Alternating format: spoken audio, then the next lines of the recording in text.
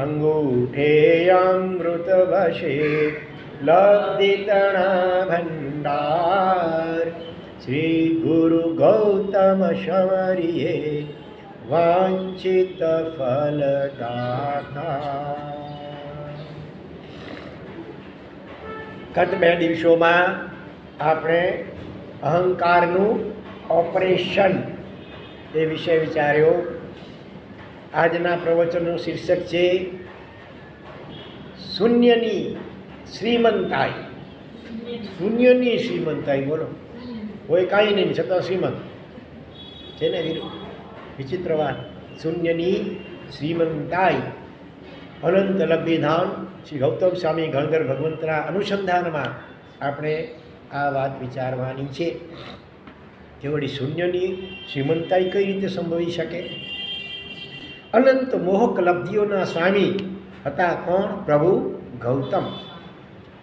આપણે ગરબા ગાઈએ છીએ ગૌતમની લબ્ધિઓના, બરાબર? અનંત જાપ પણ કરીએ તો અનંત લબ્ધિ વિધાના આયા વગેરે બોલીએ છીએ. રાસડા લઈએ છીએ અને આરતીઓ ઉતારીએ છીએ ગૌતમની ભૌતિક સિદ્ધિઓ. 1595 કરાવ્યું, અંગૂઠો રાખી ખીરમાં ને સૂર્યકિરણનું અવલંબન લઈને અષ્ટાપર ચડ્યા વગેરે. વેપારીઓ પણ ચોપડાના પહેલા પાને લખે શું? ગૌતમની લબ્ધિની યાચના કરે છે. પણ ગૌતમને એ ભૌતિક લબ્ધિઓનું ક્યાં કંઈ મહત્ત્વ છે? નહીંતર તો રોજ સવાર પડે અને લબ્ધિઓના જાદુ અને ચમત્કાર દેખાડવાના ધંધા ચાલ્યા હોત. એટલી લબ્ધિ હોત, રોજ ચમત્કારો દેખાડે તો બધા લોકો મહાવીર સ્વામી કરતાં આમ પણ શિષ્યો વધારે થઈ ગયા, પણ હજી કદાચ લાઈન લાગે વધારે ગૌતમે હજી. પણ ગૌતમ સ્વામી લબ્ધિના ક્યારા હતા અને છતાં લબ્ધિઓથી સાવ ન્યારા હતા. એક બાજુ લબ્ધિઓના ક્યારા, એમાં બધું પાક થાય ને, ખેતરોમાં ક્યારા બનાવે, એમાં છોડો ઉગે, પાક થાય. લબ્ધિઓના ક્યારા અને છતાં પાછા એ બધાથી ન્યારા. આખા જીવનકાળમાં માત્ર કેટલી વાર લબ્ધિનો પ્રયોગ કર્યો? માત્ર 2 જ વાર. જે અષ્ટાપદ ઉપર ચડવા માટે અને પહેલાં તાપસો કેટલા વખતથી મથતા હતા અને અટકીને બેઠા હતા. એક અષ્ટાપદ ઉપર પ્રભુ ગૌતમ સૂર્યકિરણોની શું બનાવી? સીડી બનાવીને સડસડાટ ચડી ગયા. આ એક પણ એમને મોક્ષમાં જવાની તાલાવેલી હતી એટલે. અને બીજું જે અને એ વખતે બીજા જોનારા આ તાપસો કુદરતી હતા, કોઈ નહોતો પણ એ તો એ રીતે કરવા જવાના જ હતા. અને બીજું હતું આ 1500 તાપસોને પાલન કરાવો. જે પર્વત ઉપર 1 યોજનની ઊંચાઈવાળા 8 પગથિયા છે અને ચારે બાજુ 1000 યોજનની ઊંડી ખાઈ છે. પાછી 1000 યોજન ઊંડી. કોને કઈ રીતે ખબર છે? સગર ચક્રવર્તી ના 60,000 પુત્રોએ. એવા દુર્ગમ અષ્ટાપદ ઉપર સડસડાટ સ્વામી પહોંચી ગયા. મથીને થાક્યા ત્યારે માંડ પહેલા બીજા કે ત્રીજા પગથિયે પહોંચેલા પહેલા તાપસો તો જોતા જ રહી ગયા. આ સ્થૂલકાય સ્વામીને હવાના ફુગ્ગાની જેમ ઉપર ઉડતા. કયો લબ્ધિનો જાદુ ગૌતમ સ્વામીમાં જોવા મળ્યો. આ તાપસોની પણ આપણને ખૂબ ખાલી જગ્યા થાય 4 અક્ષરની. બોલો, આ તાપસોની 4 અક્ષર કીધા. ઈર્ષ્યાનો જ પર્યાયવાચક 4 અક્ષરનો અદેખાય. ગૌતમ સ્વામીની લબ્ધિનો ચમત્કાર એમને નજરે જોવા મળ્યો. બંને નજરે જોવા મળે. અને બીજો લબ્ધિ પ્રયોગ તો ગૌતમે ખાસ આ તાપસો માટે જ પ્રયોજ્યો. એ પણ કેવો રોમાંચક પ્રયોગ! આજના દૂધવાળા ભૈયા કે ડેરીવાળા અડધો લીટર દૂધમાંથી 1 કે 1 લીટર દૂધ બનાવવાની ચાલાકી રોજ કરતા હોય છે પાણી નાખીને, પણ એને કોઈ લબ્ધિ કહેતો નથી. અને પ્રભુ ગૌતમ ટોયલી જેટલી ખીરમાં, ટોક્સી જેટલી કે ટોયલી એટલી ખીરમાં અંગૂઠો અડાડી રાખીએ અને તે ક્ષીર પાત્ર અક્ષય પાત્ર બની જાય. 1500 તાપસોના પારણા થયા. આ પછી 9 નિશ્ચિત મુનિઓ આવે એના પારણા થયા, પણ ખીર ખૂટી. આ પણ કેવો વિસ્મયકારક ચમત્કૃતિપૂર્ણ લબ્ધિ પ્રયોગ. 2 જ લબ્ધિઓ પ્રયોજિત થઈ અને આપણી આંખો તો 4 થઈ ગઈ. 2માંથી આમ 4 પોડી થઈ ગઈ. બધી જ લબ્ધિઓનું તેમણે લાઈવ ખાલી જગ્યા કર્યું હોત, અંગ્રેજી શબ્દ છે, તો બધી જ લબ્ધિઓનું એમણે જો લાઈવ કર્યું હોત, અંગ્રેજી શબ્દ છે, 2 અડધા અક્ષર પણ છે અને 5 આખા અક્ષર છે. પહેલો અક્ષર દડાનો ડ નહીં પણ ડગલાના ડથી શરૂ થાય. ડેમોન્સ્ટ્રેશન એટલે પ્રદર્શન કર્યું હોત જો તો શું થઈ જાય. ગૌતમે રોજના માત્ર એક લબ્ધિ પણ પ્રયોજિત કરી હોત ને તો પણ દુનિયાને તેમના 30 વર્ષના છદ્મસ્ત પર્યાયમાં લબ્ધિના એટલા 10,800 ચમત્કારો જોવા અને સાંભળવા મળત. પછી તો આ ચમત્કારી બાબાની પાસે કેટલી લાઈનો લાગત, કેવી તો ભીડ જામત. પણ આ તો કોણ? ગૌતમ આધ્યાત્મિક લબ્ધિઓના પાક ઉગાડવા ગયા અને બાય પ્રોડક્ટ તરીકે આ ભૌતિક લબ્ધિઓનું ઘાસ ઉકળી નીકળ્યું. હું તો અંદરની આત્માના આનંદ ગુણોને પ્રગટ કરવા એ લબ્ધિ. આ તો બધું બાય પ્રોડક્ટ આનુષંગિક રીતે થઈ ગયું. ઘાસ પૂસની જેમ અનાજ માટે ખેતી કરે પણ ઘાસ દાંઢર, એને કહીએ કચ્છમાં દાંઢર, એ તો બાય પ્રોડક્ટ થઈ જાય આનુષંગિક. એમને પોતાની પાસે કોઈ ભક્તોની કતારો લાગે એમાં જરાય શું નહોતો? રસ નહોતો. એ તો પ્રભુ વીરના ચરણો પાસકની કતારમાં અવ્વલ નંબર પામીને જ કૃતાર્થ બની ગયા. ભગવાનના ભક્તો અનેક બધા હતા, મહાપુરુષો બધા, એમાં અવ્વલ નંબર સૌથી ફર્સ્ટ પહેલો નંબર ગૌતમ સ્વામી. કરોડપતિ શ્રીમંતના વૈભવી બંગલો, ઇમ્પોર્ટેડ કાર અને મોંઘાદાટ કપડાં કે બૂટ કોઈ ભિખારી જેમ ચક્કર વક્કર જોયા કરે, આંખો આમ થયા કરે, વાવ વાવ એમ ભિખારણા આપણે ગૌતમની લબ્ધિના નામ અને આંકડા સાંભળીને ગાંડા ગેલા બની જઈએ છીએ. પણ પ્રભુ ગૌતમની ખરી શ્રીમંતાઈ તો એમની આધ્યાત્મિક લબ્ધિના ભંડારમાં પડેલી હતી. આધ્યાત્મિક લબ્ધિઓનો પણ કેટલો ભંડાર! એમની ભૌતિક લબ્ધિઓ તો લખલૂટ આધ્યાત્મિક લબ્ધિઓના ભંડારની બહાર વેરાયેલું માત્ર પરચુરણ હતું. ભૌતિક લબ્ધિઓ તો પરચુરણ, એ પણ બહાર ઢોળાઈ ગયેલું. બાકી અંદરમાં તો બધી આધ્યાત્મિક લબ્ધિઓ હતી. વિનય અને સમર્પણની એવી અમૂલ્ય લબ્ધિ ગૌતમે હસ્તગત કરી. આધ્યાત્મિક લબ્ધિમાં વિનય અને સમર્પણ કે દુનિયાભરની બધી લબ્ધિઓ એમની ચરણની દાસી બની ગઈ. ઓટોમેટિક જીવનમાં વિનય અને સમર્પણ આવી જાય દેવગુરુ પ્રત્યે તો ન કલ્પેલી ન ધારેલી બધી લબ્ધિઓ સિદ્ધિઓ સહજપણે આવવા માંડી જાય. ગૌતમ એટલા બધા લઘુ બન્યા કે તે આટલા બધા મહાન બની ગયા. લઘુતા મેં પ્રભુતા બસે, પ્રભુતા સે પ્રભુ દે. લઘુ નમ્ર થવા તૈયાર હોય એ સાચા અર્થમાં અંદરથી મહાન બની શકે અને બહારથી પણ પછી એ મહાન બની ગયા. લબ્ધિ તો ખરી પ્રભુ વીરની, સમગ્ર વિશ્વનો અને કદાચ અસંખ્ય કાળચક્રોના વિરાટ કાલખંડનો સૌથી પ્રકર્ષ પ્રાપ્ત જાદુનો ખેલ તો પ્રભુ વીરે કર્યો. એ કોઈ હાથ ચાલાકી નહોતી, નજરબંધી નહોતી, હિપ્નોટિઝમ કે મેસ્મરિઝમ નહોતું, કોઈ ફિલ્મની લકડીની કમાલ પણ નહોતી, અને છતાં ચમત્કારો દુનિયાનું એક સર્વ અગ્રીમ વિસ્મય હતું. માનવનો કયો ભગવાને શું ચમત્કાર કર્યો બોલો? માનવનો મોટો મેરુ ઝીણી રજ બનીને પ્રભુ રીરના ચરણના તળિયામાં ચોંટી ગયો. ચમત્કારની આ ઘટનાનું નામ એટલે ગૌતમ. અહંકારને મેરુ પરની ટોચ પર બેઠેલા હતા અને પ્રભુએ માત્ર બસ આ 2-4 વાક્યોમાં જાણે કે એનો અહંકાર ચકનાચૂર કરીને પગમાં ચોંટી ગયો. પાછો ઇન્દ્રભૂતિની આખી ધાતુ જ બદલાઈ ગઈ. શરીરમાં 7 ધાતુ હોય ને એમ પ્રકૃતિ સ્વભાવ નેચર એને માટે પણ ધાતુ શબ્દ વપરાય છે.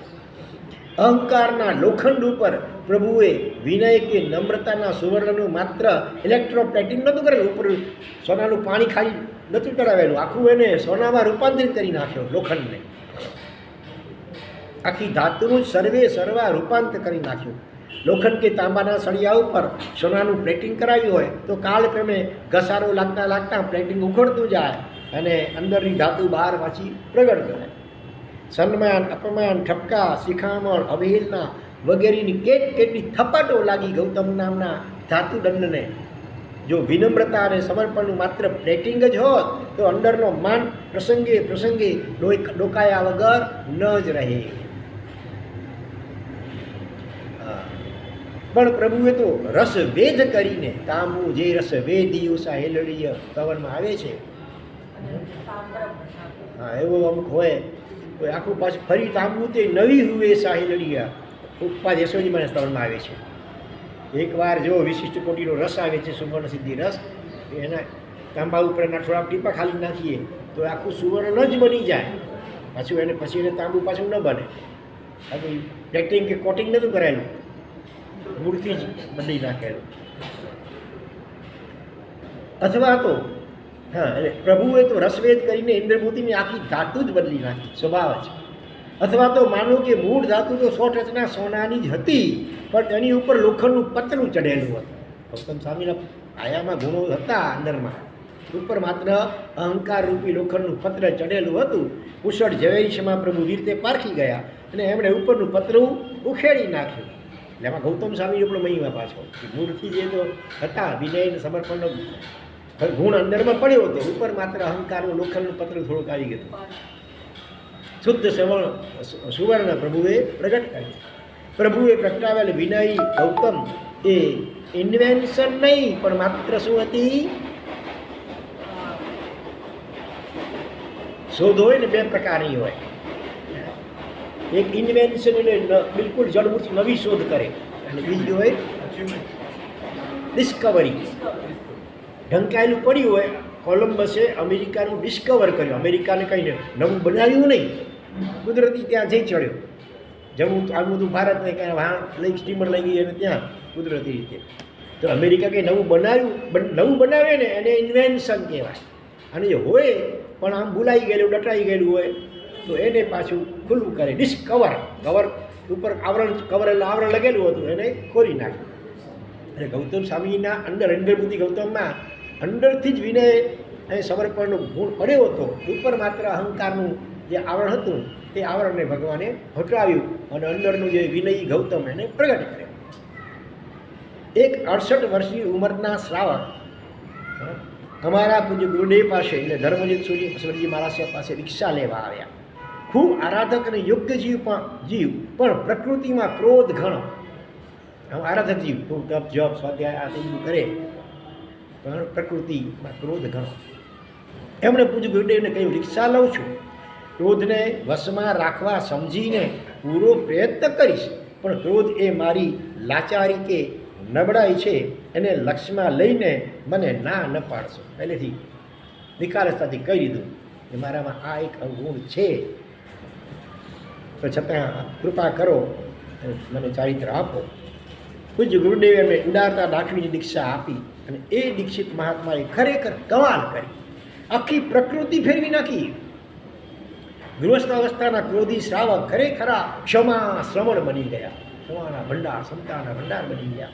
આટલું આમૂલચૂલ પરિવર્તન હોવા છતાં નવા પરિચયમાં આવનારને પણ એટલું અનુમાન ચોક્કસ થાય કે આ મહાત્મા પહેલાં ખૂબ ક્રોધી સ્વભાવના હશે, જેમણે માત્ર શ્રમણ ગૌતમને જોયા છે કે જાણ્યા છે અને એમનો પાસ્ટ હિસ્ટ્રી એટલે ભૂતકાળ જેની જાણમાં નથી, એવા કોઈને ઝાંખો અણસાર પણ આવે ખરો કે આ તાળમાંથી બનેલું નેતર છે. તાળ આકડ હોય અને નેતર તરત વાળો એમ વળી જાય. નવા ભાવમાં પણ પોત તો જૂનું જ હોય છે, પોત એટલે નેચર સ્વભાવ, પણ ગૌતમનો ભાવ એક જ અને પોત બદલાઈ ગયો. એ જ ભાવમાં આખી પ્રકૃતિને ધર્મ મૂળથી ચેન્જ કરી નાખી. શક્ય નથી, પણ દુષ્કર ઘણું છે, આ કઠિન છે. આમ કહેવાય ને પ્રાણ ને પ્રકૃતિ સાથે જાય. પ્રકૃતિ માણસનો સ્વભાવ હોય ને જે ક્રોધી માની માઈ રોગી છે, પણ એ જલ્દી સુધરે નહીં, બીજા ભાવમાં પણ કેરી ફોરવર્ડ થાય. એટલા ભાવો લાગે એ જડમૂળથી ઘસાતા દોષને. આ તો એક જ ભાવમાં જડમૂળથી પરિવર્તન કરી નાખે. પ્રભુ વીરની અચિંત્ય શક્તિ કે અચિંત્ય પ્રભાવનું સચોટ અને જીવતું જાગતું સાક્ષી પત્ર એટલે શ્રવણ ગૌતમ. ભગવાન મહાવીરમાં કેવી અચિંત શક્તિ હતી એનો દાખલો જોવો હોય તો આ ગૌતમ ઇન્દ્રમૂર્તિને અહંકારીને કેવો વિરીત બનાવી નાખ્યો. મૂર્તિમંત અહંકાર એ મૂર્તિમંત વિનયમાં રૂપાંતરિત થાય એવું કોઈ ચિંતવી પણ શકે ખરો? આપણે કલ્પનામાં આવે કે આટલો અહંકારની ટોચ ઉપર હોય, આટલો વિનયની ટોચ ઉપર બેસી જાય, અને તે રિયલમાં બન્યું છે ને. જે પ્રભુ ક્રોધી ચંડ કૌશિકને સમતા સાગર બનાવી શકે અને માની ઇન્દ્રભૂતિને વિનય મૂર્તિ બનાવી શકે, એ પ્રભુ પાપીને પાવન કરે, કથિરને કંચર કરે અને કિંકરને શું કરે? કિંકર નથી, કંકર છે. કંકરને કંકરને કાંકરો, કિંકરને નોકર સાક, એને શંકર કરે અને 84 લાખ યોનીમાં રજોડતા રખડુને સદાને માટે ક્યાં સ્થિર કરી દે? સિદ્ધશિલા ઉપર. આપણે રખડું છીએ, રખડી રહ્યા છીએ 84 લાખ જીવાનીમાં, અને સદાને માટે સિદ્ધશિલા ઉપર સ્થિર કરી દે. એવા પ્રભુના અચિંત્ય પ્રભાવમાં શ્રદ્ધા ધરવામાં હવે કયો અવરોધ નડે? ગૌતમને જાણ્યા પછી એટલે પ્રભુની શરણાગતિ કયો ચમત્કાર ન સર્જે સવાલ છે. ભલે પ્રભુ અત્યારે સાક્ષાત કદાચ નથી આપણા માટે, સિદ્ધશિલા ઉપર છે, મહાવીર ક્ષેત્રમાં છે, પણ જે મંદિરમાં જે છે એને પણ આપણે સાક્ષાત પ્રભુ છે એવું ભાવ લાવીને એની ઉપાસના કરીએ તો એ સાક્ષાત પ્રભુ જેટલું જ કામ કરે. અને કેટલીક વાર તો વ્યક્તિ કરતાં એનું નામ પણ વધી જાય કામ કરવામાં. તો દાખલો લઈશું એમાં, રામ નામે પથરા તરે, એટલે રામને એક વિચાર આવ્યો, લાવ જરા હું છું તો ખરો ભલા, હું પથ્થર નાખું તો તરે તો પથ્થર ડૂબી ગયો. પથરા ઉપર રામ લખીને નાખતા હતા સમુદ્રમાં, એ તરવા લાગ્યા રામના નામથી, આખો પુલ બની ગયો, રામ સેતુ. પોતે જ્યારે ગયા અને પથ્થરો નાખ્યો તો ડૂબી ગયો, એ લીખા મોઠા પડી ગયા. પછી મારા ખ્યાલ હનુમાનજી કે કોઈ કે એને પોઝિટિવ રીતે કહ્યું કે આમાં કાંઈ આશ્ચર્ય નથી, આપ જેને તરછોડ હોય તો ડૂબી જાય, તમે ફેંકો છો તો તમે જેને તરછોડ હોય તો ડૂબી જાય, એમ કરીને એમની જે મોઠપ હતી એને દૂર કરી નાખી. એટલે વ્યક્તિ કરતાં પણ એનું નામ ક્યારેક વધારે કામ કરી જાય. આપણે તો વાત કરી છે ગૌતમની અણમોલ આધ્યાત્મિક લબ્ધિશમાં વિનયની. ઇન્દ્રભૂતિ બ્રાહ્મણના માથામાં માત્ર આત્મવિષયક જ શંકા નહોતી ભરાણી, શંકા જ નહોતી ભરાણી, બીજું પણ કંઈક ભરાણી હતું. મગજમાં શું ભરાઈ જાય ક્યારેક? રાઈ એટલે અહંકારની રાઈ ભરાઈ હતી. શંકા તો હતી આત્મા વિશે, પણ સાથે સાથે અહંકારની રાઈ મગજમાં ભરાઈ ગઈ હતી.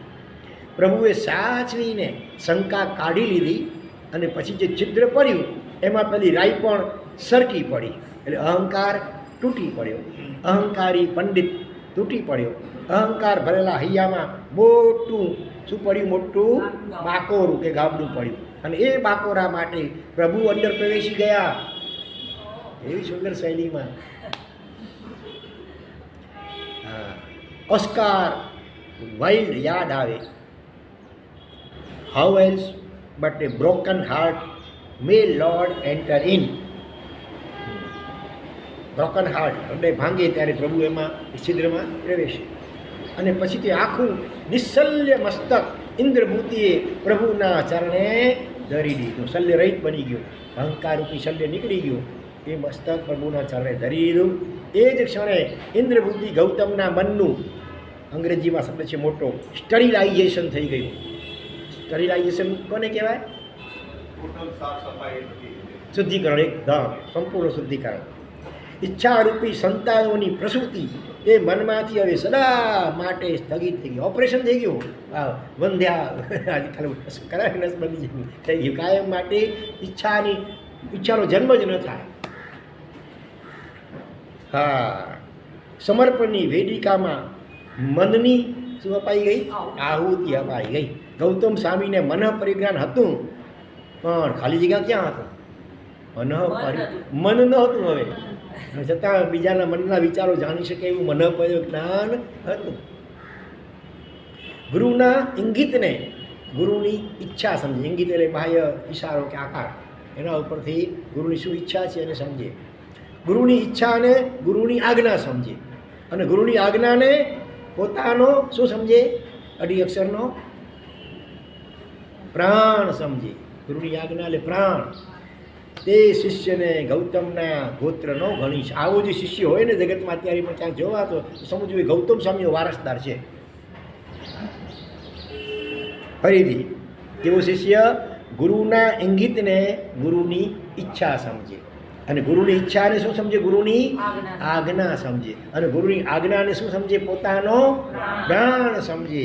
એવું કોઈ દુનિયામાં દેખાતા હોય સાધુ કે સાધી કે કોઈ ગ્રસ્તમાં ભલે હોય તો સમજવું એ ગૌતમ સ્વામીનો વંશ વારસદાર લાગે છે. ગુરુ મુખેથી પોતાનું નામ સાંભળતા રોમાંચિત થઈ જાય, હિતના વચનો મળતા જે ધન્ય ધન્ય બની જાય, અને શાસ્ત્રોના રહસ્યો મળતા જે ન્યાલ થઈ જાય, આદેશના વચનો મળતા જે નસ્તમસ્તકે રોમાંચિત થઈને પરમ અનુગ્રહ સ્વરૂપે તેને ઝીલે, અને ઠપકો મળે ત્યારે ગુરુના હૃદયમાં પોતાની યોગ્યતા પ્રમાણિત છે એમ સમજીને નિગ્રહ કૃપા રૂપેથી ઠપકાને સહર્ષ માથે ચડાવી તે શિષ્યને ગૌતમની ખાલી જગ્યાનો માની શકાય. પહેલાં તે ગૌતમના વારસ, હવે સ્ત્રીલિંગ શબ્દ છે. આવો કોઈ હોય તો સમજવું આ ગૌતમની જાતનો યા નાતનો કે જાત નાતનો છે. ફરીથી ગુરુ મુખ્યથી પોતાનું નામ સાંભળતા ગોયમાં બોલે ને હે ગૌતમ, અને રોમાંચ ખડા થઈ જાય, હિતના વચનો મળે કંઈ પોતાની જાતે ધન્ય ધન્ય માને, શાસ્ત્રોના કોઈ રહસ્ય મળે તો એમ પોતાની જાતને ન્યાલ થયેલો માની જાય, અને ગુરુનો કંઈ આદેશ મળે વચન તો નતમસ્તકે રોમાંચિત થઈને જાણે પરમ અનુગ્રહ થયો મારા ઉપર એવું સ્વીકારે. અને ધારો કે ક્યારેક ઠપકો મળે ગુરુનો તો પણ ગુરુના હૃદયમાં પોતાની યોગ્યતા પ્રમાણિત છે, અર્થાત ગુરુને મારા ઉપર એટલો વિશ્વાસ છે કે આને ઠપકો આપીશું ગમે એવા કડક શબ્દોમાં બધાની વચ્ચે જાહેરમાં તો પણ એને માઠું લાગશે નહીં, એટલો વિશ્વાસ હોય ત્યારે તો ઠપકો આપી શકે ને. બધાને જલ્દી ઠપકા આપી શકાતા નથી. હા, અને પાછું નિગ્રહ કૃપા, કૃપાના બે પ્રકાર, અનુગ્રહ કૃપા અને નિગ્રહ કૃપા. મીઠાશથી બોલાવે, મીઠી નજરથી જુએ તો એ અનુગ્રહ કૃપા કહેવાય, અને ક્યારેક લાલ આંખ કરે, ઠપકો આપે તો એને પણ કૃપા જ માને. નિગ્રહ કૃપા એ પણ જરૂરી છે. ગુરુની ઈચ્છા વિરુદ્ધ જે વર્તન તો ન કરે, પણ ગુરુની ઈચ્છા કે આદેશ સામે દલીલબાજીમાં પણ ન ઉતરે. શું કહીએ? ગુરુ આજ્ઞાના પ્રી મોર્ટમ કે પોસ્ટ મોર્ટમ જે ક્યારેય ન કરે. પોસ્ટ એટલે પાછળથી, ગુજરી ગયું મરી ગયું હોય તો હવે શેના કારણે મરી ગયું, ઝેરને કારણે, શેના કારણે, એ બધું પડદાને ખોલીને તપાસ કરાવે એ પોસ્ટ મોર્ટમ. અને પ્રી એટલે પહેલેથી જ પ્રી મોર્ટમ. અરે ગુરુની ઈચ્છા વિરુદ્ધ અને માનસિક વિકલ્પ પણ પેદા ન થાય તે શિષ્યને ગૌતમની ખાલી જગ્યાનો ગણી શકાય. ચાર અક્ષર. ફરીથી ગુરુની ઈચ્છા વિરુદ્ધ જે વર્તન તો ન કરે, પણ ગુરુની ઈચ્છા કે આદેશની સામે દલીલબાજીમાં પણ જે ન ઉતરે. બરાબર કે આવો આદેશ કેમ કર્યો નથી, આમ થશે તેમ થશે, કોઈ વિકલ્પ નહીં. અને ગુરુ આજ્ઞાનો પ્રી મોર્ટમ કે પોસ્ટ મોર્ટમ જે ક્યારેય ન કરે કે ભલા આવી આજ્ઞા વિચિત્ર આજ્ઞા આવી કેમ કરી હશે મને આજ્ઞા, એવું કોઈ વિકલ્પ નથી.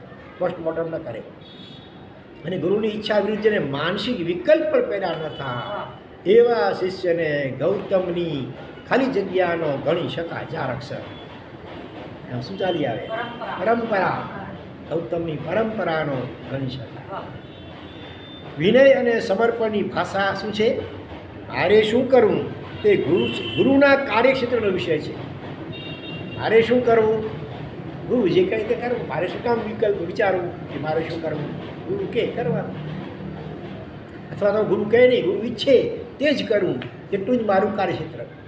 ત્યારે ગુરુ વ્યસ્ત હોય ત્યારે એમાં સીધી આજ્ઞા ન કહી શકે, પણ ગુરુની ઈચ્છા શું છે મારા માટે એના ઇંગિત આકાર ઉપરથી, અથવા પહેલાં ક્યારેક કંઈક વાત કરી હોય એના ઉપરથી સમજી જાય કે ગુરુને આ ગમે છે, આ નથી ગમતું, તો એ પ્રમાણે અનુસરે. દેવેન્દ્રો અને નરેન્દ્રોથી વિભૂષિત વિશાળ પરસડાને દેશના આપવાનો આદેશ ગુરુ કરે. બરાબર, એક બાજુ ભગવાનની દેશના 3 કલાક પૂરી થાય ને પછી પ્રથમ ગણધર હોય એ 3 કલાક દેશના આપે, આવી પરંપરા હોય છે. અને એ પરસડામાં તો દેવેન્દ્રો હોય, મોટા રાજા મહારાજા ચક્રવર્તી વગેરે પણ હોય, કેવલદાની વગેરે પણ હોય, ઇન્દ્રો દેવો વગેરે હોય. એવી આજ્ઞા કદાચ ગુરુ કરે કે પછી આનંદ શ્રાવકની ક્ષમા માંગવા જવાનો આદેશ કરે. ગૌતમ બંને પ્રસંગે ખાલી જગ્યા જ હોય 4 અક્ષરનો શબ્દ રોમાંચિત. વ્યાખ્યાન આપવાનો આદેશ કર્યો તો રાજી થાય ભલે, પણ એક શ્રાવક પાસે ક્ષમા માંગવાનો આદેશ કર્યો તો એ રાજી. ગુરુની આજ્ઞા મળી, ગુરુના વચનો મળ્યા, ગુરુની આજ્ઞાનું આનંદ મળ્યું ને. ગૌતમના જીવન પ્રસંગો ઉલેજો ને તો દરેક પ્રસંગમાં ગૌતમની મહાનતા ઉત્તરોત્તર કેવી લાગે? ચડિયાતી લાગે. જુદા જુદા પોઝના અને જુદા જુદા પ્રસંગે પાડેલા કોઈ એક જ વ્યક્તિના ફોટાનો આલ્બમ તમે જુઓ તો તમે થોડીક દ્વિધાઓ પછી પણ આખરે નક્કી તો કરી શકો કે આખા આલ્બમમાં તમારી દ્રષ્ટિએ સૌથી સરસ ફોટો કયો. એક જ વ્યક્તિનો અલગ અલગ પ્રસંગે અલગ અલગ એંગલથી આમ ઊભા હાથ જોડેલા આમ ફોટા પાડેલા હોય તો નક્કી કરી શકો કે આમાંથી કયો ફોટો સૌથી ધી બેસ્ટ છે. પણ ગૌતમનું લાઈવ આલ્બમ તમે ઉથલાવો તો નક્કી નહીં કરી શકો કે કયા પ્રસંગમાં ગૌતમ સૌથી વધુ ઝળકે છે. તો હું થોડું સાહસ કરું, પૂછે છે, ટ્રાય કરું જરા. સૌથી વધુ પ્રસંગ કયો? આનંદ શ્રાવકના ઘરે પહોંચીને તેમનું મિચ્છામી દુક્કડમ લેતા ક્ષમા શ્રમણ ગૌતમ સૌથી વધુ ખાલી જગ્યા લાગે છે. 2 અક્ષરનો શબ્દ અંગ્રેજીમાં બેસ્ટ, અથવા બીજો શબ્દ એવો છે ગ્રેટ. ગ્રેટ એટલે મહાન. તે કલ્પના ચિત્ર માનસપટ પર લાવું છું અને મોઢામાંથી ચીસની જે ઉદ્ગારો છે નીકળી પડે છે, ગૌતમ ધ ગ્રેટ. ખરેખર કમાલ કમાલ કમાલ. એક શ્રાવક પાસે ગણધર ભગવાન 50,000 કેમ શિષ્યોના ગુરુ પ્રથમ ગણધર, અને એક શ્રાવક પાસે આ બીજું માગે છે સૌથી ગ્રેટ. ફિટિંગ અને મેચિંગના કલ્ચરમાં ઉછરેલા આપણે, બરાબર, મેચિંગ બધું અને ફિટિંગ. બૂટનું પગમાં ફિટિંગ બેસવું જોઈએ અને પેન્ટના કલર સાથે મેચિંગ પણ જામવું જોઈએ. અને આ વલણ માત્ર પગના બૂટ સુધી જ મર્યાદિત ન રહેતા પત્નીની હેબિટ કે પપ્પા અને મમ્મીની પ્રકૃતિ સુધી પણ એનો વ્યાપ પહોંચે છે. પત્નીની હેબિટ પણ મારી હેબિટને મેચિંગ હોવી, અનુકૂળ હોવી જોઈએ. પપ્પા અને મમ્મીની પ્રકૃતિ એ પણ મારી પ્રકૃતિ પ્રમાણેની હોવી જોઈએ. આવું મેચિંગ સુધી આજે ચાલે. ત્યારે છૂટાછેડા અને ઘરના અનર્થો સર્જાય છે. જ્યારે આવું આગ્રહ હોય ત્યારે આપણે પપ્પા મમ્મીની પ્રકૃતિને અનુસરવું જોઈએ. એટલે એને બદલે પપ્પા મમ્મી મને અનુસરે એવો આગ્રહ રાખવો, એવું દબાણ કરવું, પછી એમાંથી આ અનર્થો સર્જાય. અને આ જ માનસિક વલણ ગુરુની આજ્ઞા સુધી વિસ્તરે. ગુરુએ પણ કેવી આજ્ઞા કે મને ગમે એવી આજ્ઞા કરવી જોઈએ. ત્યારે પછી કઈ ઘટના આકાર લે છે? કયું પાત્ર? મહાવીર સ્વામીના જમાલીની ઘટના આકાર લે છે. એમણે આમ કેમ કહ્યું કે જે કાર્ય થઈ રહ્યું હોય, જ્યારે થયું હોય વ્યવહારમાં કેમ કહેવાય? આ વાત મગજમાં બેસતી નથી. અને જમાલી જિંદગીભર માટે મહાવીર સ્વામીથી પોતાનો ચોખ્ખો અલગ જમાયો અને છેવટે સંઘ બહાર જાય થયા. ગુરુની આજ્ઞા મારા માનસિક બંધારણ સાથે ફિટ થવી જોઈએ.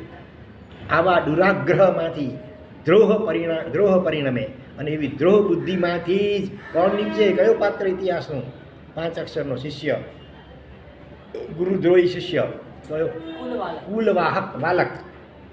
નદીનો પ્રવાહ આખો હોય, એટલી તપસ્યા કરી જંગલમાં જઈને ગુરુનું વચનને ખોટું પાડવા માટે. ગુરુએ અને લખણ જોઈને આખરે એક કહ્યું કે ક્યારેક તું સ્ત્રીથી કદાચ તારું પતન થાય તો નવાઈ નહીં. હવે એ ગુરુના વચનને ખોટું પાડવા માટે એકાંતમાં જંગલમાં જઈને ઘોર તપ કર્યો. એવો તપ કર્યો એના પ્રભાવે નદીનો પ્રવાહ આખો બીજી દિશામાં વળી ગયો. આખરે તો પતન એ રીતે જ એનું થયું. કારણ ગુરુ પ્રત્યેની ધ્રુવ બુદ્ધિમાંથી આ સંકલ્પ થયો. જમાલી કે કુલવાલકના બિલકુલ સામે એક છેડે કોણ છે? ગૌતમ. જે ગુરુ વદન મલય નિશુત વચન રસ ચંદન સ્પર્શના આહલાદને નિરંતર માણી રહ્યા છે. એક શ્લોકમાં આ શબ્દો આવે છે. ગુરુનું વદન એટલે મુખ, એમાંથી નીકળતો મલય નિશ્રુત વચન રસ ચંદનનો સ્પર્શ. મલય પર્વત હોય, મલયાચલ પર્વત છે, ત્યાં ચંદનના પુષ્કળ ઝાડ હોય અને એમાંથી જે રસ ઝરે અથવા તો પવન ત્યાંથી આવતો હોય કેવો શીતલ જીવને આમ ઠંડક આપે.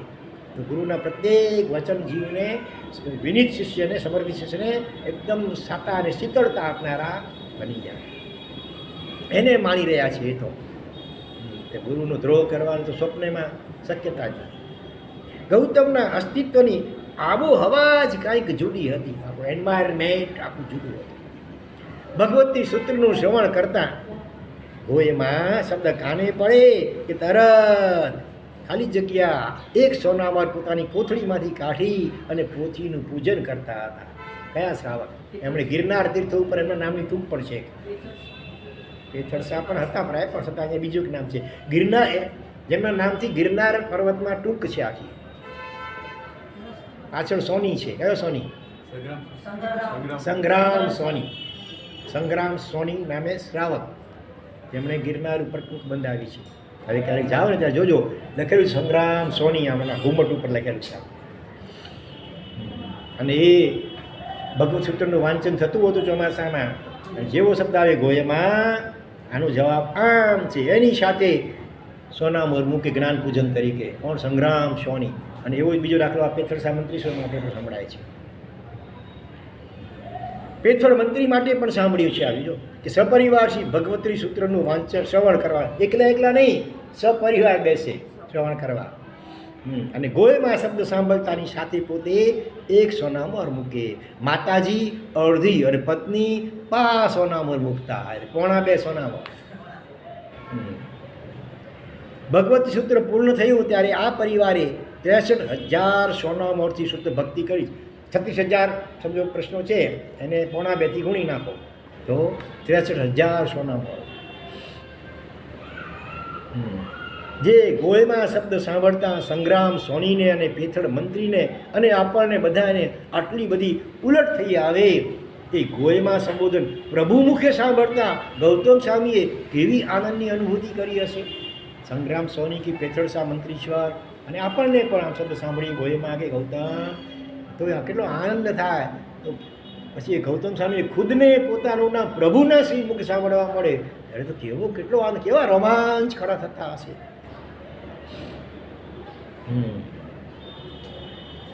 તે આનંદને તેઓ શે જીરવી શક્યા હશે. કેટલી એટલો આનંદ ઉભરો આવે કે આમ જાણે સહન ન થાય. એટેક આવે, આંડર પેરેલિસિસનો એટેક આવે, હાર્ટનો એટેક આવે, આનંદનો પણ એટેક આવે. અને અતિ આનંદ નથી એમાં ક્યારેય હાર્ટ ફેલ પણ થઈ જાય. લોટરી લાગી ભિખારી જેવા કોઈકને ગરીબને 10 કરોડની સમાચાર મળ્યો ને હે નાચવા હાર્ટ ફેલ થઈ ગયો. ગૌતમ સ્વામી એટલા બધા આનંદને કેમ જીરવી શક્યા હશે? આ ધન્યતમ ધન્યતાની રત્ન પ્રસૂતા જનની એટલે વિનમ્રતા. એટલી નમ્રતા હતી માટે જીવી શકે. અષ્ટાપદના શિખરે ચડ્યા એના કરતાં પ્રભુના ખાલી જગ્યા ચડ્યા એમાં ગૌતમ કંઈક ઘણી વિશેષ ધન્યતા અનુભવતા હતા. ફરીથી 2 અક્ષરનો શબ્દ છે. અષ્ટાપદના શિખર ઉપર ચડે ને સૂર્યકિરણથી એ વખતે એને કેવી આમ ધન્યતા લાગી હશે. એના કરતાં વિશેષ ધન્યતા શું કે તેઓ પ્રભુના ખાલી જગ્યાએ ચડ્યા, પ્રભુના કોઠે ચડ્યા, પ્રભુના મુખમાં ગોયમાં વારંવાર બોલાય. એમાં એમને વધારે આનંદ હતો. અષ્ટાપદ ચડાવનારી લબ્ધિ કરતાં પણ પ્રભુના મુખે ચડાવનારી લબ્ધિ ગૌતમને માટે કઈ ઘણી વધારે કિંમતી હતી. અને આ લબ્ધિનું નામ શું હતું બોલો? 3 અક્ષરનો શબ્દ અને 4.5 અક્ષરનો શબ્દ અનેક વાર આવી ગયો આમાં. વિનય અને સમર્પણ. વિનય અને સમર્પણ. અને પહેલી ભૌતિક લબ્ધિઓ પણ આ વિનય ગુણના જ ફરજંડ હતા. ફરજંડ દીકરા. એમાં આ લબ્ધિઓ કેમ પ્રગટી? ખાલી તપસ્યાથી નહીં, તપસ્યા તો હતી પણ સાથે સાથે ભગવાન પ્રત્યેનો સમર્પણ ભાવ, વિનય ભાવ, અનન્ય કોટીનો, એમાં કારણે આ લબ્ધિઓ બધી પ્રગટ થઈ. આપણે પણ લબ્ધિઓ જોઈતી હોય જીવનમાં વિનયની નમ્રતા વધુ ને વધુ કેળવવી જોઈએ. અને બાળકોમાં પહેલેથી આ સંસ્કારો નાખવા જોઈએ. એકદમ નાના હોય ત્યારથી જ જે કરવાના, પગે લાગવાના, દેવ ભગવાનને, ગુરુને અને વડીલોને પણ પગે લાગવાના, આ બધા સંસ્કાર બિલકુલ નાના હોય જેમ ત્યારથી જ નાખી દેવા જોઈએ. અને એને માટે બાળકો છે ને આપણે બોલીએ એના કરતાં આપણે કંઈ કરતા હોઈએ ને એને જોઈને વધારે શીખે. એટલે તમે તમારા વડીલોને પગે લાગતા જોઈએ ને કે આટલી મોટી ઉંમરે પણ પોતાના વૃદ્ધ માતા પિતા વગેરેને કે સાસુ સસરા વગેરેને પગે લાગી રહ્યા છે તો એ જોઈને તરત શીખી જાય, કદાચ કેવું ન પડે એ સહેજે શીખી જાય. એટલે બાળકોના સંસ્કાર માટે પણ કેટલીક ધર્મ આરાધનાઓ આપણા જીવનમાં હોવી જોઈએ. તમે જો પૂજા કરતા રહો તો બાળકમાં ક્યાંથી આવશે? કંઈ પણ ન શકો તમે. ગૌતમ સ્વામીનો વિનય ગુણ સાધના કક્ષાનો નહોતો, પણ કઈ કક્ષાનો? સિદ્ધ. એ જાણે આત્મસાત થઈ ગયું હોય એને સિદ્ધ કક્ષા કહેવાય. ગૌતમ વિનય ગુણના સાધક નહોતા, પણ વિનય ગુણ એમને સિદ્ધ થઈ ગયો હતો. કોઈ પણ ગુણ બે પ્રકારનો હોય, એક સાધનારૂપ ગુણ અને બીજો સિદ્ધ ગુણ. ક્ષમતાનો અભ્યાસ કરતા હોઈએ, ક્રોધ આવતો હોય પણ આપણે અભ્યાસ કરીએ એ સાધના, અને ક્યારેક ક્યારેક થોડી સફળતા મળે. આમ કરતાં કરતાં કરતાં કરતાં એક સમય એવો આવી જાય કે ક્ષમતા સહજ સિદ્ધ થઈ જાય, પ્રયત્ન ન કરવો પડે. શરૂઆતમાં તો આપણે ક્રોધ આવે અંદરમાં પણ એને દબાવવું પડે કોઈને કોઈ સમય. પછી જ્યારે સિદ્ધ થઈ જાય ક્ષમતા, ત્યારે ગમે એવા નિમિત્તો આવે સામે તો પેટનું પાણી પણ હાલે એને કોઈ પ્રયત્ન ન કરવો પડે, એને દબાવવું ન પડે. તમને ક્રોધ ખૂબ સતાવે અને તમારે ક્ષમાશીલ બનવું છે તો તમે ક્ષમા ગુણની સાધના આરંભશો. ગમે એવું ક્રોધનું નિમિત્ત મળે તો પણ મારે ક્ષમા જ રાખવી છે એવું પહેલાં દ્રઢ પ્રણિધાન એટલે સંકલ્પ કરાશે, દ્રઢ. બરાબર? અને નિમિત્ત મળે તો પણ મારે ક્ષમા જ રાખ, અને એ પ્રણિધાનને વારંવાર યાદ કરશો રોજ કે મારે ક્ષમતા રાખવી, એ ક્રોધ નથી કરવો વારંવાર. તો શક્ય એટલી જાગૃતિ રાખશો તો નિમિત્ત મળતા સંસ્કારમાં સહસા ક્રોધ થઈ જશે. શરૂઆતમાં અનેક વાર આવું ભૂલો થશે, પણ પ્રણિધાન યાદ આવતા તત્વ સાધન, અરે મેં તો સંકલ્પ કર્યો, નિયમ લીધેલો છે, મારે ક્રોધ નથી કરવું, હવે ગુસ્સો થઈ ગયો. અનેક વાર આવું થશે. પછી ધીરે ધીરે ક્રોધના આવેગને રોકવા પ્રયત્ન કરશો. થોડાક સફળ થશો, થોડાક નિષ્ફળ થશો, નિષ્ફળતાના બદલ પસ્તાવો કરશો અને પ્રણિધાન એટલે સંકલ્પને વધુ દ્રઢ કરશો. કદાચ ક્રોધ માટે દંડ નક્કી કરશો. કયા શેઠની જેમ? રાજસ્થાનના કયા ગામના? તખતગઢ શેઠ. ગુસ્સો થઈ જાય તો શું કરો? બીજે દિવસે ચોવિયારો ઉપવાસ, અને ભત્રી જાય કેટલી આકરી પરીક્ષાઓ કરી હતી. ક્ષમા સાધક અને ક્રોધ પ્રતિપક્ષી ભાવનાઓથી મનને ભાવિત કરશો. એવા દૃષ્ટાંતો યાદ કરશો બધા. તો આ બધું સાધના કહેવાય, ક્ષમતાની સાધના. પ્રણિધાન, પછી પ્રયાસ, પછી જાગૃતિ, વળી નિષ્ફળતા, વળી પશ્ચાતાપ, વળી ભાવના. આટલું બધું કરો તો યત્કિંચિત થોડી ઘણી સફળતા મળે. બરાબર? પહેલાં પ્રણિધાન એટલે દ્રઢ સંકલ્પ, પછી એ રીતે પ્રયાસ કરો અને જાગૃતિ રાખો કે વારંવાર અને યાદ કરીને કે મારો આ નિયમ છે, મારો આ સંકલ્પ છે, મારે સમાજ રાખવી છે દરેક પ્રસંગમાં. એ જાગૃતિ છતાં વળી ક્યારેક નિષ્ફળતા મળે, જોરદાર કોઈ નિમિત્ત આવી જાય ને વળી જાગૃતિ તૂટી જાય, ગુસ્સો થઈ જાય, નિષ્ફળતા થાય વળી પશ્ચાતાપ થાય. મેં નક્કી કર્યું તો કેમ થઈ ગયો મારાથી ગુસ્સો, એ પશ્ચાતાપ થાય એટલે વળી પછી ભાવના ભાવો. મહાપુરુષોને યાદ કરો, ભગવાનને પ્રાર્થના કરો. આ બધું પ્રયાસ થાય ત્યારે થોડી ઘણી સફળતા મળે. આ ક્ષમા કઈ કહેવાય? સાધના કક્ષાની. પણ જેને ક્રોધના પ્રબળ નિમિત્તમાં પણ ક્ષમા રાખવા માટે માનસિક સંઘર્ષ કરવો જ ન પડે, વાંચન, ચિંતન અને ભાવનાના આલંબનો પણ લેવા જ ન પડે અને સહજ રીતે ક્ષમાનું આસેવન થઈ જાય, એને ક્ષમા ગુણ કેવો કહેવાય? સિદ્ધ થયેલો છે તેમ આપણે કહી શકીએ. જેવું ક્ષમા ગુણનું એવું જ વિનય ગુણનું. વિનયની અને સમર્પણની સાધના માટે પણ અનાદિકાળના જે ઉચ્છૃંખલતા, સ્વચ્છંદતા, મનસ્વીતા એ અહંકારના સંસ્કારોને તોડવા પડે. એ માટે દ્રઢ પ્રણિધાન કરવું પડે. મારે વડીલોની સામે બોલવાનું નથી જ, એમનો વિનય મારે જાળવવાનો છે. ઊંચા આસને, સમાન આસને નથી બેસવાનું. અંતરભાષા કે ઓરી વશમાં ન બોલી જવાય, ઊંચી અવાજે ન બોલી જવાય. અંતરભાષા એ ઓરી ભાષાએ બોલો ને મુઠિયામાં. અપલા કે આગના ઉત્થાપન વગેરે દોષો નિવારવાના છે. એમની સેવા શુશ્રૂષા મારે કરવાની છે. એમની આજ્ઞા, ઈચ્છા અને ઇંગિત મુજબ મારે વર્તવાનું છે. એમના પ્રત્યે મનમાં સહેજ પણ દુર્ભાવ કે અભાવ ન થઈ જાય એનું ધ્યાન રાખવાનું છે. એમની આજ્ઞાનું પાલન કરવાનું છે અને આજ્ઞાનું પાલન પણ સહર્ષ રાજી થઈને કરવાનું છે, મન મોઢું મચકોડીને નહીં. આવું ઘણું ઘણું મનમાં નક્કી કરીને રાખે અને છતાં પછી શું થાય? સ્ખલનાઓ થયા કરે, વળી પાછો પસ્તાવો કરે, વળી સુધારો કરે, પાછો પડે. એમ કરતાં કરતાં ઉપચાર વિનય પણ પરિપૂર્ણ આવતા વર્ષો વીતી જાય. જૂની ટેવો સુધારી બહુ અઘરી હોય. અને હૃદય પ્રેમરૂપી જે બહુમાન એ તો ક્યારે સિદ્ધ થશે એની ચિંતા હોય. આ તો બહાર બાહ્ય વિનય, અંદરમાં ખરેખર જે બહુમાન આવવો જોઈએ એને તો વળી ઓર વધારે સમય લાગે. ગૌતમને વિનય અને સમર્પણ માટે આવી કોઈ સંઘર્ષ યાત્રા કરી નથી પડી. તેમને વિનય અને સમર્પણ જાણે સહજ સિદ્ધ હતા. એમના વિનય કે સમર્પણ કષ્ટ સાધ્ય નહોતા, પ્રયત્ન સાધ્ય નહોતા, સ્મૃતિ સાધ્ય પણ નહોતા, યાદ પણ કરવું ન પડે કે મારે, પરંતુ સહજ સિદ્ધ હતા. પૂજાની મંત્રોચ્ચાર છે ને, સહજ સિદ્ધમહં પરિપૂજયે, ચાલી જ્યારે આવે ને ટંકાવા તો સહજ સિદ્ધ શબ્દ આવે. નવાઈની વાત તો એ છે કે પ્રભુ ગૌતમે ઉપર જણાવ્યા એવા કોઈ સાધનાના તબક્કાઓમાંથી પસાર થયા વિના આ વિનય અને સમર્પણ સિદ્ધ કરેલા. અને તેથી પણ વધારે નવાઈની વાત તો એ હતી કે એમની જિંદગીના 50 વર્ષ સુધી અભિમાનની સાધના કરી, અહંકારને પોસ્યો. છેલ્લે થઈ ગયો વિનય ગુણ સિદ્ધ. કરવા ગયા અહંકારની સાધના, થઈ ગયો વિનય ગુણ સહજ સિદ્ધ. આપણે અછેરારૂપ ઘટનાઓ કહેવાય છે.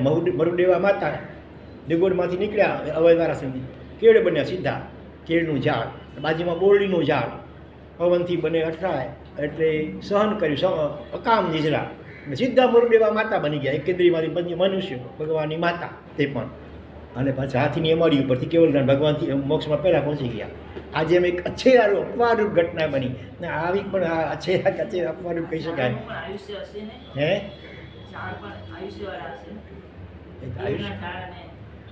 આયુષ્ય હોય જે હોય તે આયુષ્ય, પણ આપણે છતાં ઘણું સંકર તોય પણ એક બે ભાવમાં જ આમ સીધું અવ્યવહાર રાશિમાંથી કેળ બન્યા. નહીં તો પહેલાં વ્યવહાર ઓલા આવે બાદરની ગોદ બને, પછી પૃથ્વી આપકા ધીરે ધીરે તો સીધા બાદરમાં આવી ગયા વનસ્પતિ ખાય. અને એમાં સીધો મનુષ્ય હાઈ જમ્પ લગાવ્યો. એકેન્દ્રિય સીધા પંચેન્દ્રિય, એ પણ મનુષ્ય, પશુ પક્ષી નહીં, મનુષ્યનો ભાવ. એમાં પણ ભગવાન જેવા પહેલાં ભગવાનની માતાનો ભાવ, અને એમાં કેવું હાથીની એમાડી ઉપર કેવું ના. એટલે આ બધું અછેરા જેવું ગણાય. એમાં ગૌતમ સ્વામી જેવી આ ઘટના એ પણ અનંતકાળ પછી જાણે કે ગયેલી અછેરારૂપ ઘટના હતી કહી શકાય. ગુણ સિદ્ધિનું એક ગંભીર રહસ્ય અહીં પ્રગટ થાય છે. તમે ગુણ સિદ્ધિ માટે સક્રિય પુરુષાર્થ ગમે એટલું જોરદાર કરો પણ પસરાટોએ ખાવી પડે, વિલંબ પણ વેઠવો પડે, ધૈર્ય પણ ટકાવવું પડે. અને આ બધું કર્યા પછી પણ કેટલું નક્કર સંપાદિત કરો એ તો બધો સવાલ જ બની રહે. પણ જો તમારી સાધનામાં ઈશ અનુગ્રહનું બળ ભળી જાય, પરમાત્માની કૃપા, ઈશ એટલે પરમાત્મા, ઈશ્વર, એનો અનુગ્રહ એટલે કૃપા, એ ક્યારે આવે? સમર્પણ ભાવ હોય તો સાધના જટ સિદ્ધિના અંતિમ પડાવે તમને પહોંચાડી દે. માખી પોતાની પાંખથી ઉડીને અને શંખેશ્વર કે પાલિતાણા જેવું બધું કેટલું ટાઈમ લાગે? ટ્રેન જતી હોય એમાં બેસી જાય તો સહજતાએ પહોંચી જાય, કાંઈ પ્રયત્ન કરવો ન પડે, થોડા કલાકમાં પહોંચી જાય. ગૌતમનો પુરુષાર્થ તો તદ્દન વિપરીત દિશાનો હતો, અહંકારની પોષવાનો. અને છતાં ઈશનો અનુગ્રહ મળી ગયો તો વિનયની પરાકાષ્ઠાને હાંસલ કરી શક્યા. તમારે ક્ષમા સિદ્ધ કરવી હોય કે નમ્રતા કે અનાસક્તિ સિદ્ધ કરવી હોય તો રુજુતા, અને તપસ્યા સિદ્ધ કરવી હોય તો તિતિક્ષા એટલે સહન કરવાની શક્તિ. સંતોષ સિદ્ધ કરવો હોય તો તમારે ઉદારતા કેળવવો પડે. તમે પ્રભુના ચરણોમાં પડીને અનુગ્રહની યાચના કરો અને અનુગ્રહની ધારા શરૂ થતાં જ તમારી સાધનામાં અચિંત્ય વેગ પેદા, બહુ સ્પીડી, ઝડપથી એટલે ગુણો આત્મસાત થશે. વર્ષો થકી જે ઉપલબ્ધિ ન થઈ શકે તે ક્ષણોમાં સંભવિત બને. જરૂર છે શ્રદ્ધાપૂર્વક પ્રભુને સમર્પિત થવાનું. ક્યાંય મંદિરનું નિર્માણ થતું હોય ત્યાં જોયું હશે કે પથ્થરની મોટી શિલાઓ શિખર કે ઘુમ્મટ ઉપર ચડાવવા 25-50 મજૂરો ભેગા થઈને મથે આમ હોંકારા અને ડેકારા સાથે હાઈશો હાય આમ, એની રીતે પૂરું બળ અજમાવે અને આખા ઊંધા પડી જાય, પરસેવે રેબઝેબ થઈ જાય ત્યારે પથ્થર 1 ઇંચ આગળ ખસે, માંડ. અને ઉપર સે પહોંચે ક્યારે પહોંચી તારે? અને ક્રેન આવી જાય તો કલાક કે 2 કલાકમાં તો આવી 25-50 તોપની શિલાઓને રમત વાતમાં ઉપર ચડાવી હતી. પરમાત્માની કૃપા અનુગ્રહ સમર્પણ ભાવ દ્વારા એ આ ક્રેન જેવી છે. સાધનાના ફિલ્મની ક્રેન એટલે છે ઈશ અનુગ્રહ, એટલે પરમાત્માની કૃપા. પરમાત્માની કૃપા તો સહજપણે જીવ માત્ર બધે વરસી રહી છે, એમાં કોઈ પક્ષપાત નથી. પણ એ કૃપાને ઝીલવા માટે આપણે ઝૂકવું પડે, નમ્ર થવું પડે. સમ્યક્તના 67 બોધમાં વિનયના 10 સ્થાનો માટે 5 પ્રકારી વિનય પ્રવૃત્તિત કરવામાં આવ્યો છે. અરિહંતનો વિનય, સિદ્ધનો વિનય, આચાર્યનો, ઉપાધ્યાયનો, સાધુનો, સમ્યક્તનો વિનય, સૂતનો વિનય, દર્શન વગેરે. એ 10નું પાછું 5 પ્રકારો દ્વારા ભક્તિ બાહ્ય પ્રતિપત્તિ, હૃદયમાં બહુમાન, આસાપના ગુણોની સ્તુતિ કરવી, અવગુણને ઢાંકવા અને આસાપનાની ત્યાગ. આ 5 પ્રકાર. એ 5 પ્રકારનો વિનય ગૌતમ સ્વામીમાં મૂર્તિમંત થયેલો દેખાય. બાહ્ય પ્રતિપત્તિમાં ગૌતમ કેવા ઝળહળે છે કે પ્રભુના બાહ્ય પ્રતિપત્તિ લે સેવા, પ્રભુના ચરણોના પૂજારી. માત્ર સમોસમાં જ પ્રભુની પાદપીઠ પાસે ગૌતમ નહોતા બેસતા, એમનું સકલ અસ્તિત્વ પ્રભુના ચરણોમાં હતું. પરસદામાં પ્રભુને પ્રશ્ન પૂછતી વખતે છે કેણ ઠણમ બનતે એવમ ઉચ્ચઈ, એવા શબ્દો દ્વારા ગૌતમના પ્રશ્નો કાને પડે ત્યારે પરસદામાં બેઠેલા સૌના કાન માધુર્યનો કેવો આસ્વાદ માણતા હશે. એવા વિનયથી પૂછે, ભગવાન આ કઈ અપેક્ષા આ પ્રમાણે છે? એ પ્રશ્ન સાંભળતા પણ હૃદય પ્રેમ. હા, અને પ્રભુના મુખેથી પ્રત્યુત્તર મળે ત્યારે તો પછી બધો શૈવમ બનતે. હે ભગવાન, આપ કહો છો તો એમ જ છે, બિલકુલ સદન સાચું છે, બિલકુલ નિશંકપણે બધા કરવા યોગ્ય વગેરે વગેરે કહીને ગૌતમ એ જવાબને પાછો માથે ચડાવે. આ ભાષા અને શૈલી વિનયની દુનિયાના છે. આપણે પણ વ્યવહારમાં આવું મીઠું બોલતા શીખી જઈએ તો ડાયાબિટીસ મટી જાવ તો. આ જીભમાં કડવાશ આવી ગઈ એટલે જે મીઠાશ હતી બધી અંદર શરીરમાં ગઈ એટલે ડાયાબિટીસ થઈ ગયો.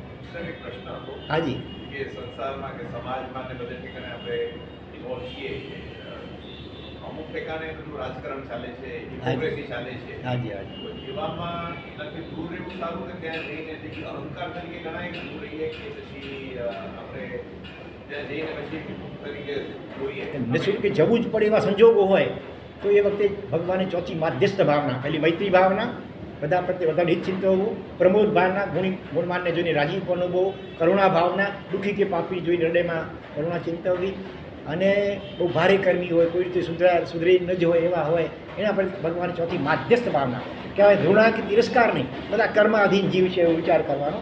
મનમાં ભગવાન સદબુદ્ધિ આપો, બસ આવી. અને જવું પડે અનિવાર્ય એવા સંજોગો, અને દૂર રહી શકીએ એમ તો દૂર રહેવા વધારે સારું. નહીં તો ક્યાંક સંતિઓ રંગસો બધી ગયો રણાલિકાળથી અથવા મનમાં કંઈક ને કંઈક દુર્ભાવ થઈ જાય તો આપણા ઘરો બંધાઈ જાય. સમાજમાં, સંસ્થાઓમાં, બધે ઠેકાણે વ્યવહારમાં બધું રાજકારણ બી હોય છે. હા, હા. આપણાથી ન થાય તો દૂર રહેવું બધા. હા, પણ શક્તિ હોય આપણી તો સજ્જનો બધા દૂર થતા જશે તો પછી દુર્જનને મોકળું મેદાન મળી જાય. એ પણ છે પાછું, આ શાડવાર છે.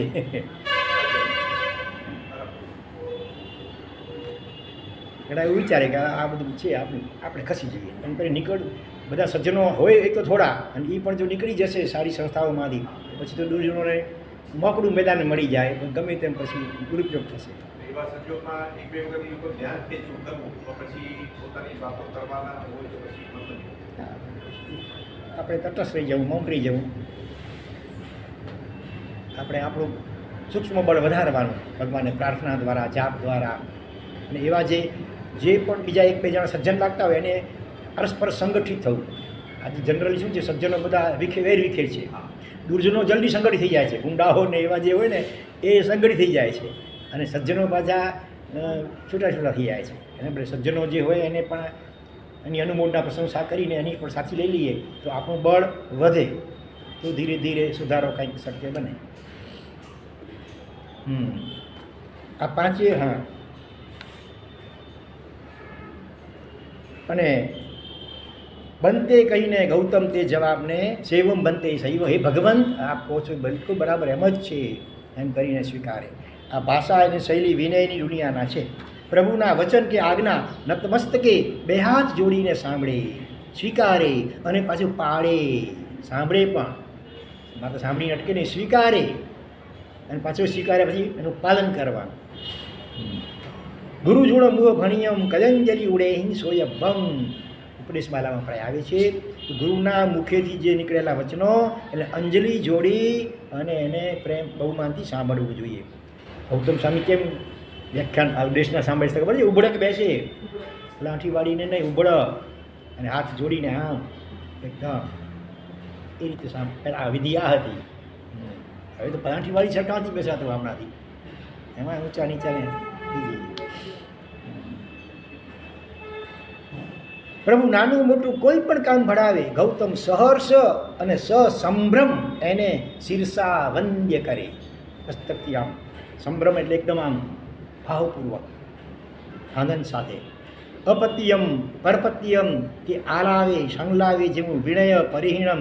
ગૌતમ આચરી જ ન શકે. આ બુઠિયાના શબ્દો આવ્યા ગુરુવંદનમાં, બુઠિયું કમાવાના આવે ને એમાં એક આવે છે અપત્યમ કિંચી અપત્યમ પરપત્યમ ભક્તિ પાણે વિણે વ્યા છે. તો અપત્યમ એટલે ગુરુને આપણા હૃદયમાં ગુરુ પ્રત્યે થોડીક વધારે અપ્રીત થઈ હોય, અથવા તો ગુરુને આપણા નિમિત્તે કંઈ અપ્રીત થાય એવું કંઈ આપણે આચરણ કરી દીધું હોય, ગુરુને અણગમ ન ગમે એવું કંઈક આચરણ અપ્રીત થાય એવું. અને આલાવે ને સંલાવે. આલાપ એટલે એક વિષય એકવાર ગુરુ સાથે કંઈક બોલવાના પ્રસંગમાં, સંલાવે એટલે અનેકવાર વારંવાર ગુરુ સાથે કંઈક વાતચીત થતી હોય ને એમાં જે કાંઈ અભિનય થયો હોય એની ક્ષમા યાચના માગવામાં આવી છે. વિનય જંકીચી મજ્જ વિનય પરિહીણમ. જે કાંઈ પણ મારાથી વિનયનો ત્યાગ થયો હોય, વિનય ચૂકાઈ ગયો હોય, પરિહીણમ એટલે એનું મિચ્છામી ડુકડમ. પણ ગૌતમ સ્વામી માટે તો આવું જાણે શક્ય જ નથી. આ બાહ્ય પ્રતિપત્તિ વિનય જે વિનય ગૌતમમાં પ્રકર્ષની સીમાને પણ ઓળંગી ગયેલો દેખાવી. 5 પ્રકાર વિનયના છે ને, અમે એ પહેલો પ્રકાર દેખાડ્યો. આ બાહ્ય પ્રતિપત્તિ, બાહ્ય રીતે જે વિનય, નમ્રતા, સેવા વગેરે. બીજો પ્રકાર છે બહુ હૃદયમાં બહુમાં, એ જુએ છે, ઘટાવે છે. હૃદય પ્રેમ બહુમાન તારક તત્વો પ્રત્યેની હાર્દિક પ્રીતિ એ મોક્ષ સાધક છે. આજે આપણે આ જ વિષય લઈએ છીએ, ધ્યાન હમણાં રવાડીએ છીએ આજે, તો આ ચેપ્ટર પૂરો થશે.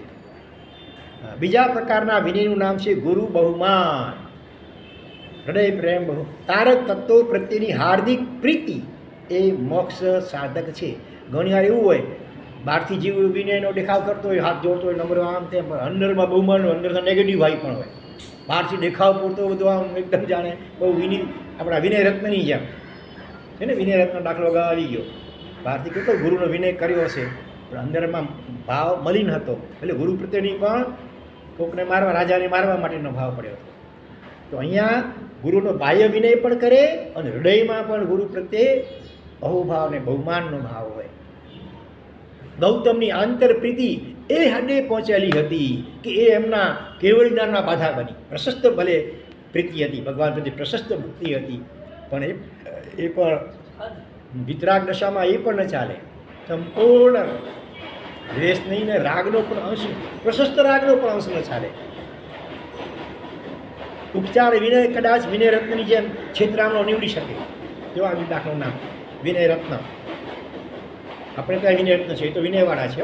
માટુંગામાં છે વિનય રત્ન મહારાજ, તપસ્વીને વિનય ગુરુ વિનયવાળા સમર્પિત છે. પણ આ તો અગાઉ થઈ ગયેલા વિનય રત્નની વાત છે. હા, ઉપચાર વિનય કદાચ બહાર ગુરુનો વિનય બહાર જોરદાર કરતા હતા, પણ છેતરામણો હતો. એ બહુમાન વિનય જ વાસ્તવિક વિનય. હૃદયમાં બહુમાન, બાહ્ય કદાચ થોડું ઓછું હતું થાય ને એ હજી ચાલે, પણ અંદરમાં બહુમાન તો ખાસ હોવો જોઈએ. અને અંદરમાં બહુમાન હતું, બાહ્ય પણ ઓટોમેટિક ધીરે ધીરે આવ્યા વગર રહે. પણ બહુમાન કૂવામાં હોય તો અવાડામાં આવે પછી, પણ અવાડા કૂવામાં જ ન હોય તો અવાડા, એટલે હૃદયમાં બહુમાન ન હોય તો બહાર કેટલો આવે. બહુમાન વિનય જ વાસ્તવિક વિનય છે. ઉપચાર વિનય પણ બહુમાન વિનય લાવવા માટે છે. બાહ્ય જે વંદન વગેરે કરીએ પણ હૃદયમાં બહુમાન જાગે એટલા માટે બાહ્ય વિનય પણ છે.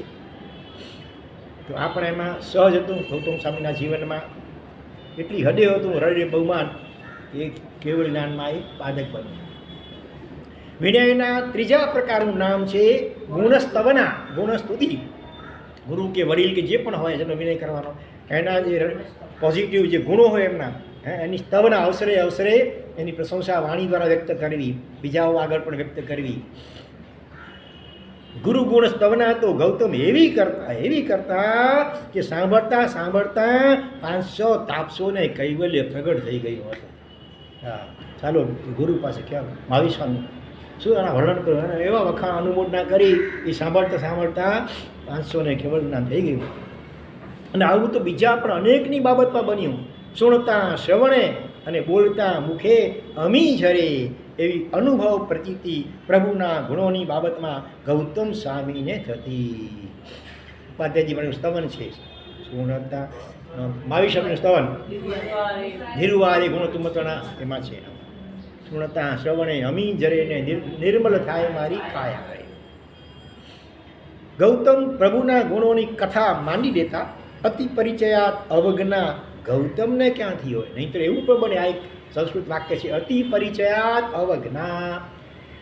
બહુ વધારે પડતો પરિચય નિકટવાસ 24 કલાક સાથે રહેવાતા હોય ને, પછી ધીરે ધીરે ધીરે ઉપેક્ષા અવજ્ઞા જેવું થઈ જાય. પણ ગૌતમ સ્વામીના જીવનમાં એવું નહોતું. કાયમ ભગવાનની સાથે ને સાથે રહ્યા હતા. બહુમાન વધતો ગયો, ઉલટો ઘટ્યો નહીં. કારણ કે પ્રભુ વિતરાગ હતા. પણ સામેની વ્યક્તિ વિતરાગ હોવા છતાં પોતે છદમસ્ત હોવાથી અવજ્ઞા દોષ સંભવી શકે. હા, કંઈક એવું બને. ભગવાન તો સર્વદોષ રહી થતા, એટલે આપણને થાય કે હવે બહુમાન વધે એમાં શું નવાય. પણ પોતે તો છદમસ્ત દશા છે ને, એટલે એમાં ક્યારેક જો ગોસાળો પણ સાથે રહ્યો પણ ભગવાનની કેટલી અવજ્ઞા કરી નાખી. પણ ગૌતમ સ્વામીના જીવનમાં એવું ન બન્યું. જમાલીનો દાખલો લે બીજો, એણે પણ અવજ્ઞા કરી નાખી ભગવાનની. પણ આ તો છદમસ્ત ગૌતમ હતા. 30 વર્ષ લગી પ્રભુના અંતેવાસી રહ્યા અને પ્રભુના ગુણો માટે સદા વિસ્મિત હતા. આ જીવન ગુરુના અંતેવાસી રહી શકાય, પણ કાયમ ગુરુ ગુણો માટેનું વિસ્મય ટકાવી રાખવું એ ભારે કઠિન છે. ગુરુની સાથે હજી આ જીવન રહી પણ શકાય, પણ ગુરુ પ્રત્યેનું બહુ અહોભાવ કાયમ ટકાવી શકાય એવું બહુ ઓછું બની શકે. સતત સાથે રહેતો હોય ને, ક્યારેક મળે ને કોઈ પણ વ્યક્તિ, ત્યાં તો બધું સારું પોઝિટિવ દેખાય. સાથે રહીએ તો ધીરે ધીરે જે માઇનસ પોઈન્ટ હોય એ પણ ખ્યાલમાં આવે, અને એના કારણે પછી મનમાં અવજ્ઞા વગેરે પણ થઈ જાય. કહેવત છે ને કે સોનું જોઈએ કસી અને માણસ જોઈએ વસી. સાથે વસતા હોઈએ તો પછી ધીરે ધીરે માઇનસ પોઈન્ટ પણ ખ્યાલમાં આવે. અને ખ્યાલમાં આવવા છતાં પણ મનમાં જરા નેગેટિવ ભાવ આવે નહીં, એવા થોડા જીવો હોય. ગુરુના ઉપકારને જ વિચારે, બસ મને સંસારમાંથી બહાર કાઢે થાય એ ઉપકારને એટલી હદે હાઇલાઇટ કરીને વિચાર કરે કે જેથી કરીને છદમસ્ત દશાને કારણે જે કાંઈ થોડી ઘણી ત્રુટી હોય, નબળાઈ હોય તો એ બિલકુલ ગૌણ અથવા તો નિગ્લિજિબલ થઈ જાય. અને ચોથું છે અવગુણ ઢાંકવા. ગુરુના અવગુણનું આચ્છાદન તે ચોથો વિનય. હવે વિતરાગને અવગુણ જ નથી, તેથી ઢાંકવાનો ઉદ્યમ પણ નિરવકાશ હતો. અવગુણ ન હોવા છતાં અવગુણનો આક્ષેપ વિતરાગ કે સર્વજ્ઞ સામે પણ કરનારા હોય છે. ગોશાળોને જમાલી લઈ લો. ભગવાનમાં એક ખામી એક દોષ નહોતો, છતાં એમણે આક્ષેપ કર્યો કે અમે અસર્વજ્ઞ છે, હું સર્વજ્ઞ હું છું વગેરે. જમાલીએ પ્રભુના વચનો સામે બળવું પોકાર્યું, ત્યારે ગૌતમે પ્રભુના વચનની સત્યતા સચોટ પુરવાર કરીને જમાલીના પ્રતિપાદનને અને એની સામે જ પોકળ પુરવાર કરેલું. ભલે પછી સ્વીકાર્યું ને કડાગ્રહને કારણે, પણ આખરે એક વાત ગૌતમ સ્વામીએ એનું ખંડન કરી બતાવી, માન્યતા બરાબર નથી. પણ અભિનિવેશ જ હોય ત્યાં શું થાય? કડાગ્રહ. અભિનિવેશ એટલે કડાગ્રહ. અને જમાલીને અહંકારના કારણે જ અભિગ્રહ અને કડાગ્રહ જન્મે, અભિનિવેશ. પણ ગુરુની પ્રતિષ્ઠા સામે ઢાલ બનીને ખૂબ ગંભીર પ્રકારનો આ વિનય દાખવવાની તક પણ ગૌતમ ન ચૂક્યા. ગુરુનો કોઈ અભિનય કરતો હોય, આસાધના કરતો હોય તો સમર્પિત શિષ્યથી રહેવાય નહીં. એ જેમ સર્વાનુભૂતિનું સુનક્ષત્ર રહી ન શક્યા. ભગવાન નિષેધ પણ કર્યો. જો કે હવે ભગવાન માટે જેમ તેમ બોલે ને ગાળો આપે ને શબ્દો બોલે તો સાચા ભક્તથી સહન કેમ થયા? સહન ન થયા. પછી ખબર પણ હતી કે એના કારણે સંશેવાશે તો ક્યાંક બાળી નાખશે, પણ છતાંય રહેવાયું નહીં ને પ્રતિકાર કર્યો છે. એવી રીતે અહીંયા ગૌતમ સ્વામીએ જમાલીને સમજાવવા કંઈ ઓછા પ્રયત્નો નહોતા કર્યા. અંદરથી સમજતો હોય પણ હવે એકવાર પકડાઈ ગયું, ગધા પૂછે એમને કેમ છોડાય, એટલે એ પકડી રાખી છેવટ સુધી કરે. એટલે અવગુણ ઢાંકવા. અવગુણ હોય જ એવું જરૂર નથી. વિતરાગ હતા તો, પણ છદમસ્ત અવસ્થાના કારણે બીજા કોઈ ગુરુ હોય એમાં નાની ત્રુટીઓ હોય, પણ છતાં સમર્પિત વિનિત શિષ્ય હોય તો અને બીજા કોઈ ટીકા ટીપી નિંદા ગુરુની કરતા હોય તો એને યથાયોગ્ય રીતે સમજાવીને અટકાવવા પ્રયત્ન કર્યા વગર રહી શકે જ નહીં. જેમ તમારું બાળક તોફાની હોય અને એના કારણે કોઈ ફરિયાદ કરતો હોય તમારા બાળકની, તો માં હોય ને બચાવ કરે, અંદર સમજવું પડે માં અંદરમાં કે મારો દીકરો કેવો નંગ કેવો છે, તોફાની વગેરે વગેરે.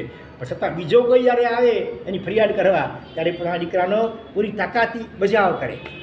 તો એવું રીતે વિનીત જે શિષ્ય હોય એ ગુરુના માટે કોઈ નકામું નેગેટિવ બોલતા હોય તો એનો બચાવ કર્યા વગર રહી શકે જ નહીં. સિદ્ધહેમ બૃહદ વૃત્તિમાં છાત્ર શબ્દની વ્યુત્પત્તિ અદ્ભુત કરી છે. છાત્ર વિદ્યાર્થી માટે છાત્ર શબ્દ છે ને, છાત્ર કોને કહેવાય? છતાં ત્રાયતે એથી છાત્ર. છત એટલે ક્ષતિ, એનાથી ત્રાય ત્રાણ કરે, રક્ષણ કરે, બચાવ કરે, એ છાત્ર સાચો કહેવાય, વિદ્યાર્થી સાચો. ગુરુના દોષોનું આચ્છાદન કરવા માટે કે અપાયોથી ગુરુનું રક્ષણ કરવા માટે જે છત્રની જેમ વર્તે, વરસાદથી વરસાદ કે તડકાથી બચવાય, છત્રી ધરો તો વરસાદ તડકાથી તમારું રક્ષણ થાય. ગૌતમ ખરેખરા છાત્ર હતા. ગોસાળુ પ્રભુ સામે ધમધમાટ કરતો આવી રહ્યો હતો ત્યારે પ્રભુએ આનંદ નામના મુનિ દ્વારા કેવડાવવું પડ્યું કે જાઓ ગૌતમ આદિ મુનિઓને જણાવો કે ગોસાળો રોજથી કાંઈ પણ બોલે તો એ પ્રતિકાર ન કરે, નહીંતર આ છાત્ર ઝાલ્યો રે. છાત્ર એટલે ગૌતમ ઝાલ્યા રહે. પછી શિષ્ય સ્વયં તો ગુરુની આશાતા ન કરે, અન્ય કોઈ પણ દ્વારા થતી આશાતાનું પણ સ્વયં નિવારણ કરે. આ છે 5મા નંબરનો વિનય, અવગુણ આશાતાની હાણ. ખરી દૃષ્ટતા કરી બેઠો હું. કેરીમાં કેરીના ગુણો છે કે નહીં એનું વળી સંશોધન કરવાનું હોય. ગૌતમ સ્વામી તો મૂર્તિમંત વિનય હતા. એમનામાં વળી વિનયના પ્રકારોની ઘટના કરવી એટલે વિનયને વિનય રૂપે સાબિત કરવાની બાલિશતા કહેવાય. આપણા સૌની દૃષ્ટિમાં ગૌતમ સ્વામીની આંતરિક હાઇટ મોટા મેરુ જેટલી દેખાય, પણ ગૌતમની મેજર ટેપમાં પટ્ટીઓને માપવાની એમાં પોતાની ઊંચાઈનો આંક 0 સેન્ટીમીટર આવતો હતો. હા, એ નથિંગ, શૂન્યની સીમંતાઈ. અને એટલે જ ગૌતમનો વિનય આકાશને આમતો હતો. હું કેવો વિનયવાળો, એનો એ અહંકાર નહોતો. તો એનો આવી શકે, હું કેવો નમ્ર, હું કેવો ભક્ત, હું કેવો વિનયવાળો. એ નમ્રતા અને વિનયનો પણ અહંકાર આવી શકે. આ અહંકાર એટલો જબરો છે. આ ગૌતમ સ્વામીના જીવનમાં એ પણ નહોતો. ગૌતમ સ્વામી પાસે શ્રીમંતાઈ હતી. શેની? શૂન્યની. આજના પ્રકરણનું શીર્ષક છે શૂન્યની શ્રીમંતાઈ. ગૌતમનું સમર્પણ કે વિનમ્રતા કેટલી વાર કસોટીની એરણ ઉપર ચડ્યા છે. કેવી રીતે જુઓ, મહાસતક શ્રાવકને પત્નીની ક્ષમા માગવાનો સંદેશ પ્રભુએ મોકલાયો ત્યારે ટપાલી તરીકે ગૌતમને બનાવ્યા. જાઓ. અગાઉ મેં વાત કરી દઈએ, મહાસતક શ્રાવકની ખબર છે યાદ છે? કેટલાની યાદ છે? થોડા દિવસ પહેલાં, અઠવાડિયા આસપાસ. અચ્છા, બે ચાર દિવસ પહેલાં સમજો. કેટલાની યાદ છે? મહાસતક ભગવાનના મુખ્ય 10 શ્રાવકોમાંના એક છે આ મહાસતક. એમને અવધિજ્ઞાન પ્રગટ્યું હતું સાધના કરતાં કરતાં. એટલી એની નિર્મળ દશા, આસન મોક્ષગામી. પણ એના પત્ની કેવા હતા? સંસાર રસી. આ એકદમ વૈરાગ્યવંત, એટલે પૂર્વ પશ્ચિમ જેવું થઈ ગયું. અને ઔષધના લઈને ઉપવાસ લઈને ઔષધમાં બેઠા હતા, સાધનામાં, ઔષધમાં. એ વખતે પેલી એની પત્ની એ નખરા કરે છે એને ચલાયમાન કરવા માટે. એટલે અવધિ જ્ઞાનથી એની ઉપર જાણી લીધું ભવિષ્ય શું છે. અને એ વખતે એમનાથી બોલાઈ ગયું કે રેવતી નામ હતું ટ્રાય કરીને, આ તોફાન તારા બંધ કર, તને ખબર નથી માત્ર તારું આયુષ્ય 7 દિવસ તો રહ્યું છે, મરીને નરકમાં જવાની છે. અવધિ જ્ઞાનથી જાણ્યું, પણ કટુ વચન કેવું ન જોઈએ એટલે બોલાઈ ગયું. એટલે ભગવાને સંદેશો મોકલાયો ગૌતમ સ્વામી દ્વારા, જાઓ એમને કહો કે આ રીતે ન બોલાય, ક્ષમા માગે. પત્નીની પણ ક્ષમા માંગી લેવાની હો. હા, ક્યારેક બોલી જાવ આવેશમાં કાંઈ કઠું તો એમને કે હું તો મારો અધિકાર છે, હું તો કહું અથવા હું તો મેથી પાક ચખાડું નહીં. ભગવાન દરેકમાં ભગવાનને જોવાના છે. તો અહીંયા મહાસતક શ્રાવકને પત્નીની ક્ષમા માંગવાનો સંદેશો પ્રભુએ કોની સાથે? ગૌતમ સ્વામી મારફત મોકલાવ્યો. કંઈક વધામણીના સમાચારી જવાનું હોય તો દોડતા જવાનું મન થાય, પણ આ તો ભૂલ બતાવવા જવાનું હતું. પણ આ તો ગૌતમ પ્રભુના ટપાલી બનવા માત્રથી જ તે કૃતાર્થ હતા. ભગવાને કહ્યું છે એને માર કહી દેવાનું. એનું શું પરિણામ આવશે, મારા માટે કેવું વિચારશે, કાંઈ નહીં. એ અજબ ગજબની વાતો. નૂતન દીક્ષિત શિષ્ય પ્રભુને વંદન કર્યા વિના કેવડીની પરસડામાં બેસવા જાય. 1500 કેવલતા થઈ ગયું હતું. ગૌતમ સ્વામીને ખબર નહોતી. બધા ગયા કેવલીની પરસડામાં બેસવા માટે. એટલે ગૌતમે એમને અટકાવ્યા, અરે અહીંયા નહીં, આ બાજુ આપણે. ભગવાન આવી ટકોર કરી, ગૌતમ કેવલીની આ સાધના ન કરાય. હા, તો આવું થતું હશે ત્યારે ગૌતમ હરખાતા હશે કે શરમાતા હશે? આ ઇવેન્ટનું રીકેપ પ્રભુ વીરના સંવત્સરમાં વારંવાર થયું. આ ઇવેન્ટ એટલે ઘટના, આવી બનાવ અનેક વાર થયું આવું. તેમ 1500 બીજા પ્રસંગો પર એવા આવે છે. ગૌતમને ખબર ન, દીક્ષા આપીને આમને થઈ ગયું કેવળના, અને એ જાય કેવળી પરસદામાં, ગૌતમ અટકાવીને ભગવાન ટકોર કરે. આવું કેટલી વાર બન્યું. રીકેપ, ક્રિકેટ મેચ ચાલતી હોય ને એમાં એમ્પાયરે કંઈ ખોટો તો આઉટ નથી આપી દો ને, એ ચેક કરવા માટે ફરીથી એનો રિવાઇઝ કરે એને જોઈએ શું ધીરે ધીરે. હા, જેમની ઉપાસના કે આશીર્વાદથી મુનિઓને કેવલદાન મળ્યું અને તેમને જ ભરસભામાં ટોકવામાં આવે કે તું તેમની આશાપના ન કર. ગૌતમના સમર્પણ અને અહોભાવની આવી કેટલી વાર કઈ પરીક્ષાઓ થઈ હશે? કઈ પરીક્ષા? અગ્નિ પરીક્ષા સીતાજીની થઈને અગ્નિમાં ચાલવું પડે એવું. પણ આ તો જાતિવંત સુવર્ણ, 100 ટચનું સોનું.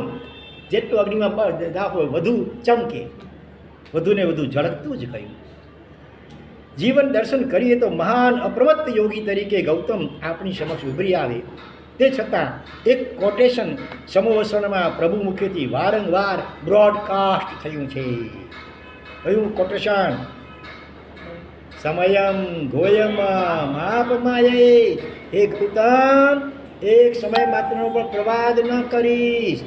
ભર સભામાં કરોડો દેવો મનુષ્યો દ્વારા બધી વચ્ચે ભગવાન આમ કે વારંવાર આપણે હોય તો માઠું લાગે ને. દુનિયા શું સમજશે કે ગૌતમ પ્રમાદી હશે અને ભગવાને પ્રાઇવેટમાં એકાંતમાં એને સમજાવવા કોશિશ કરી છે પ્રમાદ છોડવા માટે, પણ નહીં માન્યા આવે. એટલે પછી શું કે ભગવાને જાહેરમાં એને ટકોર કરવી પડે છે. આપણે તો એવું જ વિચારીએ જ આમાં રીતે. ગૌતમનો પ્રભુ પરનો તીવ્ર રાગ એમની કક્ષામાં એક બાધક પ્રમાદ હતો. પ્રમાદ કયો? ભગવાન પ્રત્યેનો તીવ્ર જે પ્રશસ્ત કોટીનો રાગ. આ એ પ્રમાદ ઉત્કૃષ્ટ અપેક્ષા વિચારી દો, આ એ પ્રમાદ ગણાય. જીવનના અટકાવે પણ. તેથી પ્રભુનો ઈશારો આ સૂક્ષ્મ પ્રમાદ ભણી હશે. ધૂળ તો કોઈ પ્રમાદ હતો ને બહુ પ્રમત હતા. જ્યાં પલાઠીવાળી બેસતાની ઉભડક આમ બેસીને વ્યાખ્યાન સાંભળતા હતા. ઘણા બધા અપ્રમત હતા, અંદરમાં ઘણા અપ્રમત હતા. પણ આ સૂક્ષ્મતમ જેને કહી શકીએ એવો પ્રમાદ, પ્રશસ્ત કોટીનો ભગવાન પ્રત્યેનો ભક્તિ રાગ, આ પણ પ્રમાદ કયો. અથવા ગૌતમ જેવા સુપાત્ર શિષ્યના માધ્યમથી પ્રભુએ આપણા જેવા ખાલી જગ્યાને ટકોર કરી. 3 અક્ષરનો શબ્દ, પહેલો અક્ષર પ, પામર, સાબા કીધું ને તરત પડી લીધું, પામર. આપણા જેવા પામરોને ટકોર કરી. ગૌતમના બાને ભગવાનને ખબર હતી કે આને માઠું લાગવાનું નથી.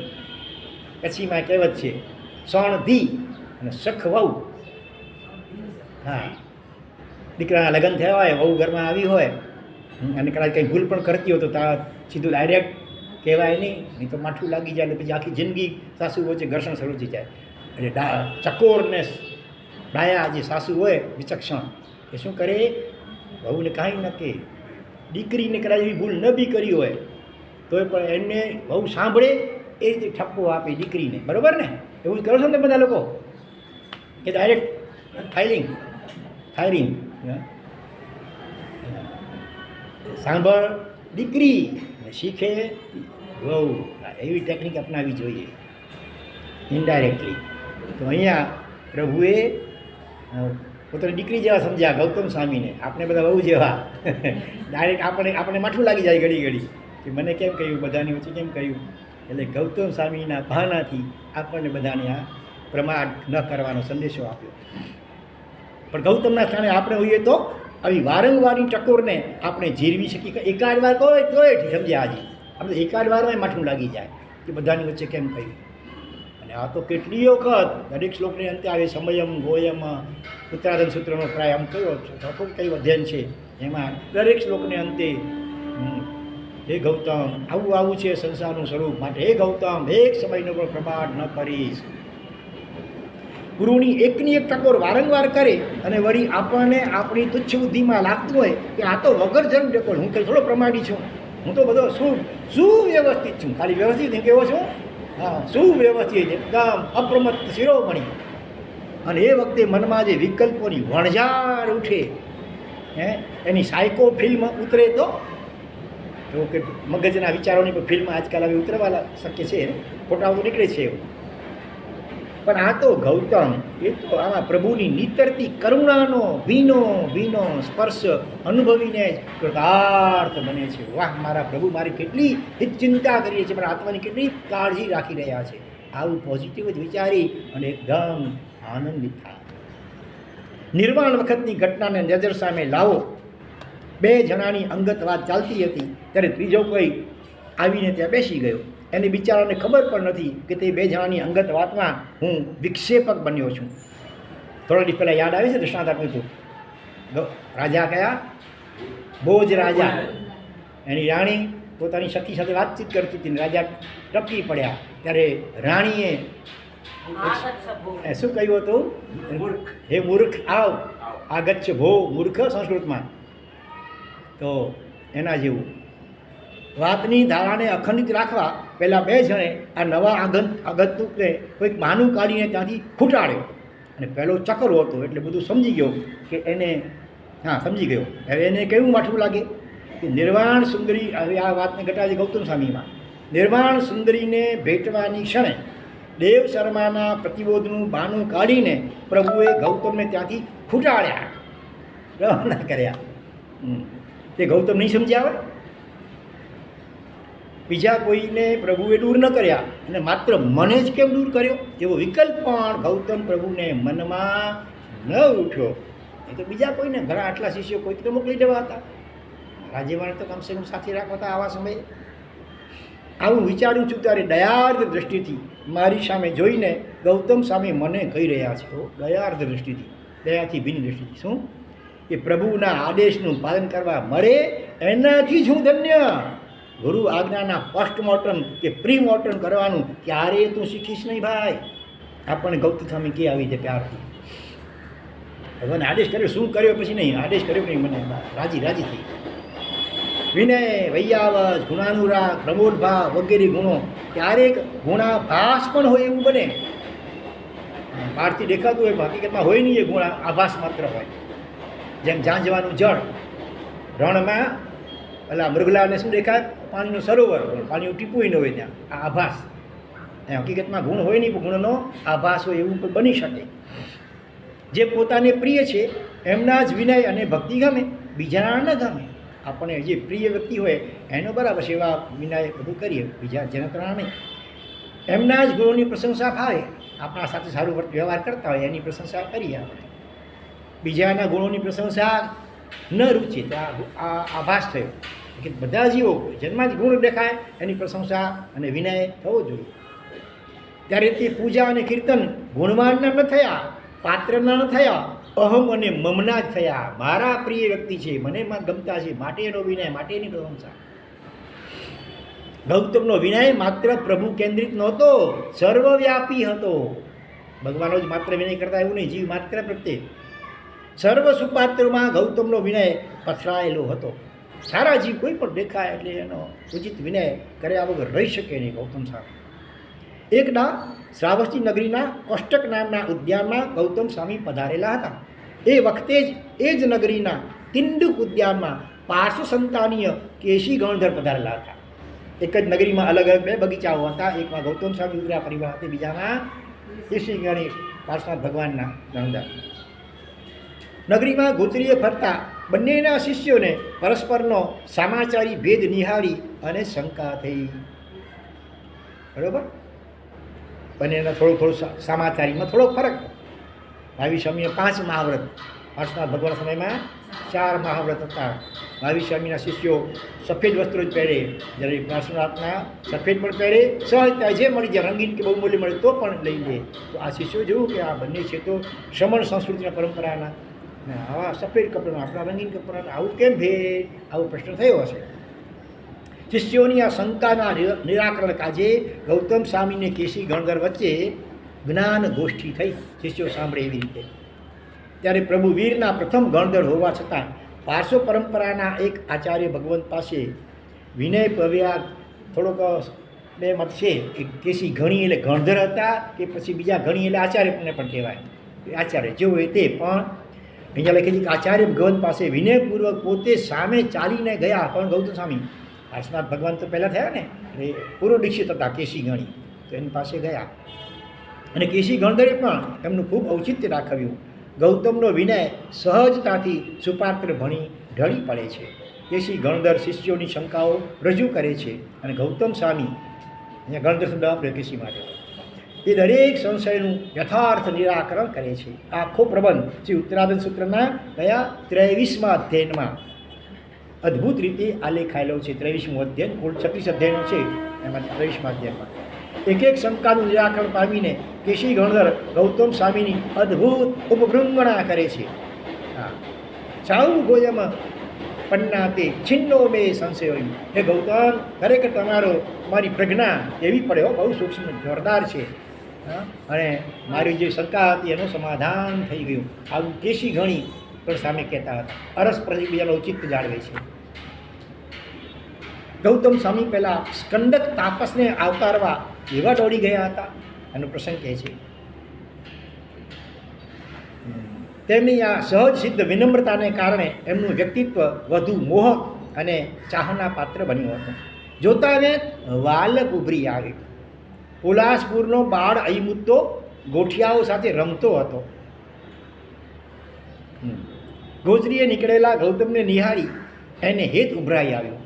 રમવાનું મૂકી ગૌતમ સ્વામી સાથે ગોઠડી કરવા દોડી ગયો. એવો હળું કરવી હાથમાં.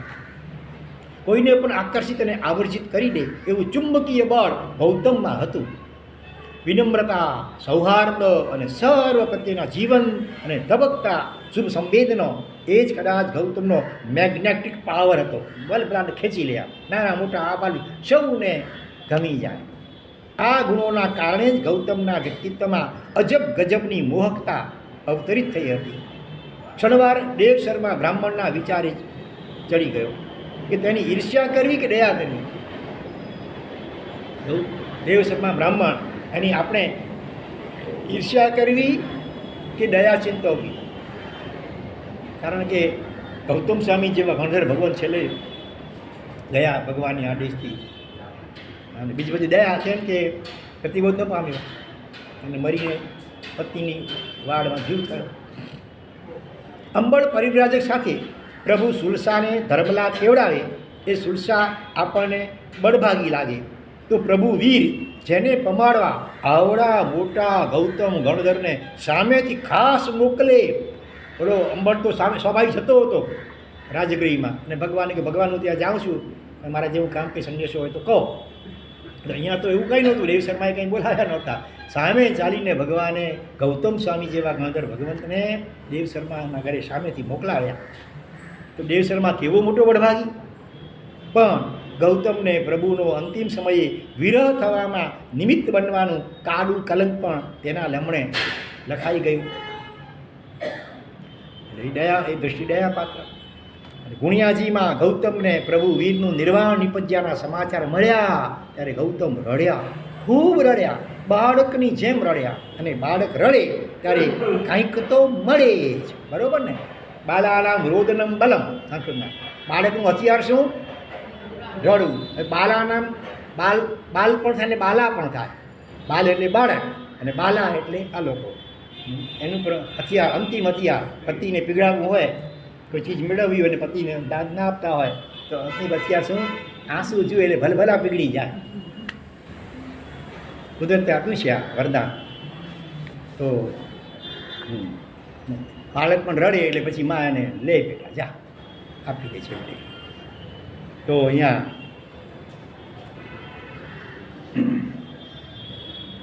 તો ગૌતમ શું મળ્યું રડ્યા એટલે? કેવળ જ્ઞાન મળ્યું. ગુણિયાજીમાં કેટલા ગયા છો ગુણિયાજી? ધન્યવાદ. ગૌતમ સાથે ઘનિષ્ઠ આત્મીયતા સધાઈ હોય એવી તીવ્ર પ્રતીતિ અનુભવાય છે. તેથી ક્યારેક આમન્યાના બંધનો પણ વિસારે પડે છે. બહુ નજીક મળી ગયા હોય ને એટલે પછી ક્યારેક કંઈ ખાટું મીઠું પણ કહી શકાય. ગૌતમને આ પ્રસંગે ચીડવવાનું મન થઈ જાય છે. ગૌતમ સાથે એકદમ નજીકનો નાતો થઈ ગયો છે એટલે ઘડી પર જરાક ચીડવવાનું મન થઈ જાય છે. સ્વામી નાના બાળકના હાથમાંથી કોઈ સોનાની વીંટી પડાવી લે ત્યારે બાળક ખૂબ રડે, પણ પેલો આદમી તે બાળકના હાથમાં શું ચોકલેટ પકડાવી દે એટલે બાળક પાછો શાંત થઈ જાય. તમે સાવ બાળક જેવા નીવડ્યા. પ્રભુ વીરનો વિયોગ થયો એટલે જાણે કે સોનાનું રત્નજડિત કડું તમારું છૂટવાઈ ગયું અને આપ કેવા રડવા બેસી ગયેલા. પણ કેવલ નાની ચોકલેટ હાથમાં આવી એટલે ભેંકડો બંધ. ભેંકડો આ ચીડવવાની મીઠી ભાષામાં કહે છે. તો બસ ચોકલેટમાં ફસલાઈ ગયા. પ્રભુ વીરના વીરને તમે છેવટે ખમી લીધો. ખરેખર તો આવું પૂરું થઈ જવું જોઈએ. મેં ડાપણ દોડ્યું, આખરે રડીને જ મેળવ્યું. તો પ્રભુ હતા ત્યારે પ્રભુ પાસેથી જ રડીને કેવલદાન મેળવી લેતું હતું ને, આટલું મોડું કેમ કર્યું? ત્યારે ગૌતમ એટલું જ બોલ્યા કે ત્યારે મારી પાસે કેવલ જ્ઞાન ભલે નહોતું પણ કેવલ જ્ઞાની પ્રભુ તો હતા, તો રડવાની ક્યાં જરૂર હતી? વિતરાગની દુનિયાથી આપે તો સાવ અજાણ. તેથી તે અજ્ઞતાની રૂએ વિનયમૂર્તિ ગૌતમની ચિંતા થાય કે અત્યારે સિદ્ધશિલા ઉપર તેઓ સેં રહી શકતા હશે. લોકની જે ટોચે પ્રભુ વીર બિરાજમાન છે તે ટોચે જ ગૌતમ બિરાજે છે. બંનેના આત્મદ્રવ્યની ટોચ સમાન સપાટીએ ટોચ કક્ષાના વિનયને અહીં આચરીને નિર્વાણ પામેલા ગૌતમ ત્યાં પ્રભુ વીર સાથે સમાન આસને કેવી રીતે બિરાજી શકતા હશે? અહીંયા યાદ આવે પ્રકરણ થયું પૂરું. અહીંયા યાદ આવે ધનપાલ કવિ, એણે ઋષભ પંચાસિકા બનાવી છે. પ્રાકૃતમાં 50 શ્લોકો છે ઋષભદેવ ભગવાનની સ્તવનાના. એમાં લખે કે હે ભગવાન, આપની સેવા કરતાં કરતાં મારા મોહનો ઉચ્છેદ એટલે નાશ થશે એ ખ્યાલથી તો મને ખૂબ આનંદ પણ આવે છે, પણ બીજી બાજુ એક મને ચિંતા સતાવે છે એ પછી ત્યાં આપણે બંને સરખા થઈ જઈશું મોક્ષમાં. એટલે અત્યારે આપણા જે સેવકપણાનો આપણે વંદન કરવાની મસ્તી જે મજા આવે છે, આનંદ, એ પછી મારી ઝૂંટવાઈ જશે. પછી હું આપનું સેવા નહીં કરી શકું, વંદન નહીં કરી શકું, વિનય નહીં કરી શકું. એ વાત મને જરા આમ ખટકે છે. આવા ભાવો ધનપાલ કવિએ વ્યક્ત કર્યા છે. તો આ રીતે ગૌતમ ગીતાનો ઋષભ પંચાસિકા એટલે 50 શ્લોક, બરોબર. ચાલો પ્રશ્નોત્તરી લઈ લઈએ. અણુ પરમાણુ શિવ બની જાઓ, આખા વિશ્વનું મંગલ ગાઓ, સર્વે જીવો મોક્ષે જાઓ, હર મૈયા અમર તપો. ઓમ શાંતિ શાંતિ શાંતિ. ત્રણેય લોકના સર્વે જીવોનો કલ્યાણ મંગલ અને શીઘ્ર મોક્ષ થાઓ એવી મંગલ ભાવના પૂર્વક નમો અરિહંતાણામ, નમો આયરિયાણામ, નમો લોએ સબ સાહુણામ, સબ પાવપણાશણો અડવં હોઈ મંગલમ, નમો સિદ્ધાણામ, નમો ઉવજ્જાયાણામ, એશો પંચનમુક્કારો મંગલાણં ચ સવેશી. નમો અરિહંતાણામ, નમો આયરિયાણામ, નમો લોએ સબ સાહુણામ, સબ પાવપણાશણો અડવં હોઈ મંગલમ. અને હવે પ્રશ્નોત્તરીમાં આજના પ્રવચનનું શીર્ષક શું હતું? આજના પ્રવચનનું શીર્ષક આંગળી ઊંચી કરો. 2-3 વાર રિપીટ થયું હતું, શરૂઆતમાં પણ અને વચમાં પણ. આજના પ્રવચનનું શીર્ષક શું હતું? બીજા કોઈ નવા? હા, નીચે બેઠા છે, બોલો ભાઈ. હા, હે શૂન્યની શ્રીમંતાઈ, બરોબર, ધન્યવાદ. શૂન્યની શ્રીમંતાઈ. બીજો પ્રશ્ન, સાવ સહેલા પ્રશ્ન છે અમુક તો. અષ્ટાપદ તીર્થના પગથિયા કેટલા અને એને ફરતી જે ખાઈ એ કેટલી ઊંડી હતી? બે ભેગા આવવા જોઈએ. અષ્ટાપદ મહાતીર્થ, એના પગથિયા કેટલા અને એને ફરતી જે ખાઈ એ ખાઈ કેટલી ઊંડી હતી? પગથિયા તો કેટલાકને આવડશે પણ ખાઈ બોલાઈ ગયા, ધ્યાન નહીં હોય. બંને આવડે છે? બંને બોલો. 1000 યોજન ઊંડી ખાઈ અને પગથિયા 8. અષ્ટાપદ એનો અર્થ છે અષ્ટ એટલે 8. હે 10,000 બોલ્યા હતા? હા, પણ ખાઈ 1,000 યોજન ખાઈ. શું કરશું? ચાલો હજી એક બીજો પ્રશ્ન પૂછું છું, એનો પહેલો ચાન્સ તમને આપીશું, બરોબર? રામથી પથ્થર ડૂબ્યો ત્યારે હનુમાને એને શું સમાધાન આપ્યું હતું? રામચંદ્રજી ભોંઠા પડી ગયા તો એને આશ્વાસન રૂપે હનુમાને શું કહ્યું હતું? પહેલો ચાન્સ તમને આપી, તો પછી બીજા કોઈને. બોલો, કોણ બોલશે? બસ, હા બોલો, લીલાધરભાઈ બોલો. રામે ત્યાગ કર્યો એટલે હનુમાને રામ ત્યાગ કર્યો એટલે એટલે ભાઈ ત્યાગ કરે એટલે તરછોડે. રામ જેને તરછોડે એ ફેંકે તો એ તો ડૂબી જાય ને. ધન્યવાદ, આપજો ઇનામ. પોતે પતંગ ભલે. ગુરુદ્રોહી એવા 2 મુનિઓના નામ જણાવો. ગુરુનો જેમણે દ્રોહ કર્યો એવા 2 અલગ અલગ 2 દ્રષ્ટાઓ છે. બંને કોને તમને આવડે? ચાલો તમને પહેલો ચાન્સ આપી, બોલો. જમાલી અને ઉલવાગ. ચાલો આપી દો, ધન્યવાદ. શું બોલ્યા? ગોસાળા ચાલે, આમાં ચાલે. ચાલો, ત્રીજું નામ છે કુલવાલક. ભલે. ભગવતી સૂત્રના વાંચન વખતે એક સોનામોર દરેક વખતે ગોયમાં શબ્દ આવે. કોણ મુક્ત? એના બે આવડવા જોઈએ. એકદમ લાસ્ટ બંને આવડે નામ બોલો. છેલ્લા સાવ ઊભા થઈને બોલો જરા. ખ્યાલ? હા, પેચરશા મંત્રીશ્વર અને સંગ્રામ સોની. ધન્યવાદ. આમ નવા જાગો તો જરા મજા આવે આમ જવાબ આપવા માટે. હાલો પછી કોઈ પણ ગુણ સિદ્ધ કરવો હોય તો સરળતાથી શેના દ્વારા થઈ શકે? કોઈ પણ ગુણ, ક્ષમા હોય, નમ્રતા હોય, સંતોષ હોય, સહજતાથી સિદ્ધ કરવો હોય તો એનો ઉપાય કયો? બોલો. વિનય ગુણને પણ સહજતાથી સિદ્ધ કરવો હોય,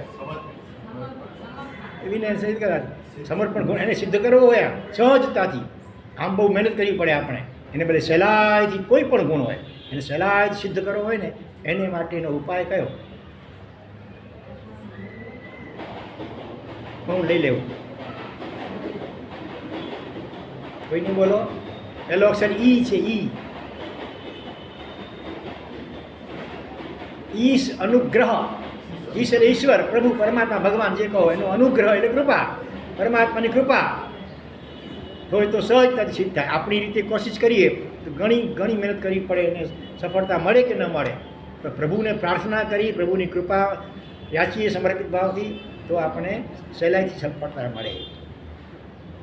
પછી વિનયના 5 પ્રકાર કયા અને કયા શાસ્ત્રમાં એ પ્રકાર બતાવવામાં આવ્યા છે? કઈ રચનામાં, કયા ગ્રંથમાં? 5 પ્રકાર વિનયના આવડે? બોલો. 5માંથી કદાચ ત્રણેક બોલશો તો ચાલશે. ચાલો.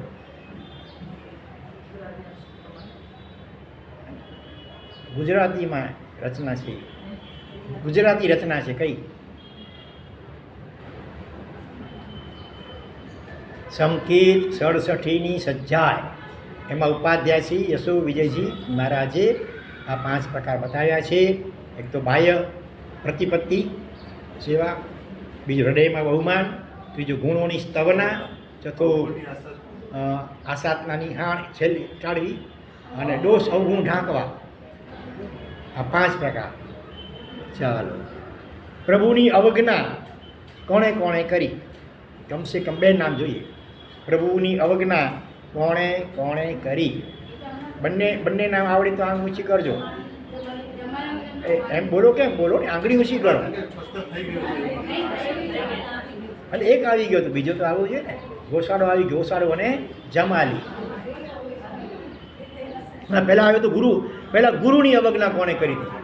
એમાં હતો જમાલી અને કુલબાલક. એકચ્યુઅલી ગુરુની અવજ્ઞા. હવે આવા તો પ્રભુની અવજ્ઞા. પછી પ્રભુની અવહેલના થતી જોઈને કોનાથી રહેવાયું નહીં અને પ્રતિકાર કરવા ગયા. આંગળી ઊંચી કરો. ભગવાનની અવહેલના કોકના દ્વારા થતી હતી એ જોઈને રહી ન શક્યા અને કંઈક પ્રતિકાર કરવા ગયા 2 જણા. એ 2 જણા કોણ? બોલો. નહીં. અને બીજું નામ અધૂરું કર્યું.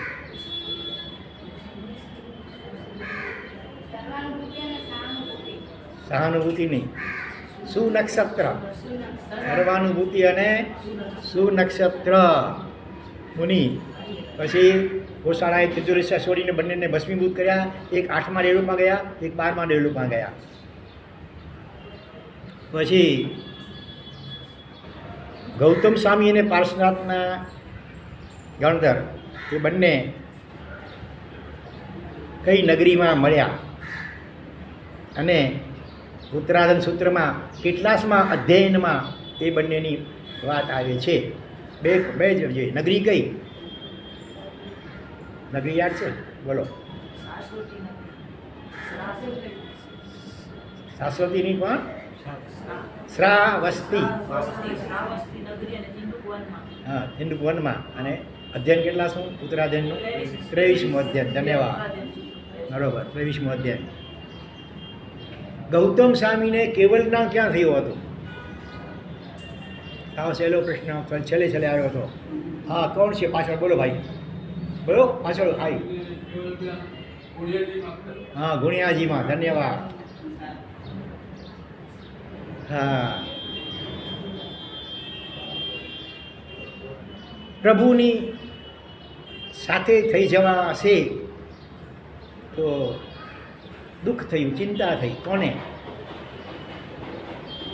અને એ વાત એમણે કઈ રચનામાં વ્યક્ત કરી છે? હવે છે ને ત્યાં બોલો. હા, શું કે છે? ધનપાલ કવિ. રચના કઈ? બીજું કોઈ આંગળી ઊંચી નથી તો શું કરીએ પછી? હા, ઋષભ પંચાશિકા. ચાલો. સર્વમંગલ માંગલ્યમ સર્વકલ્યાણ કારણમ પ્રધાનમ સર્વધર્માણામ. જય મા જય.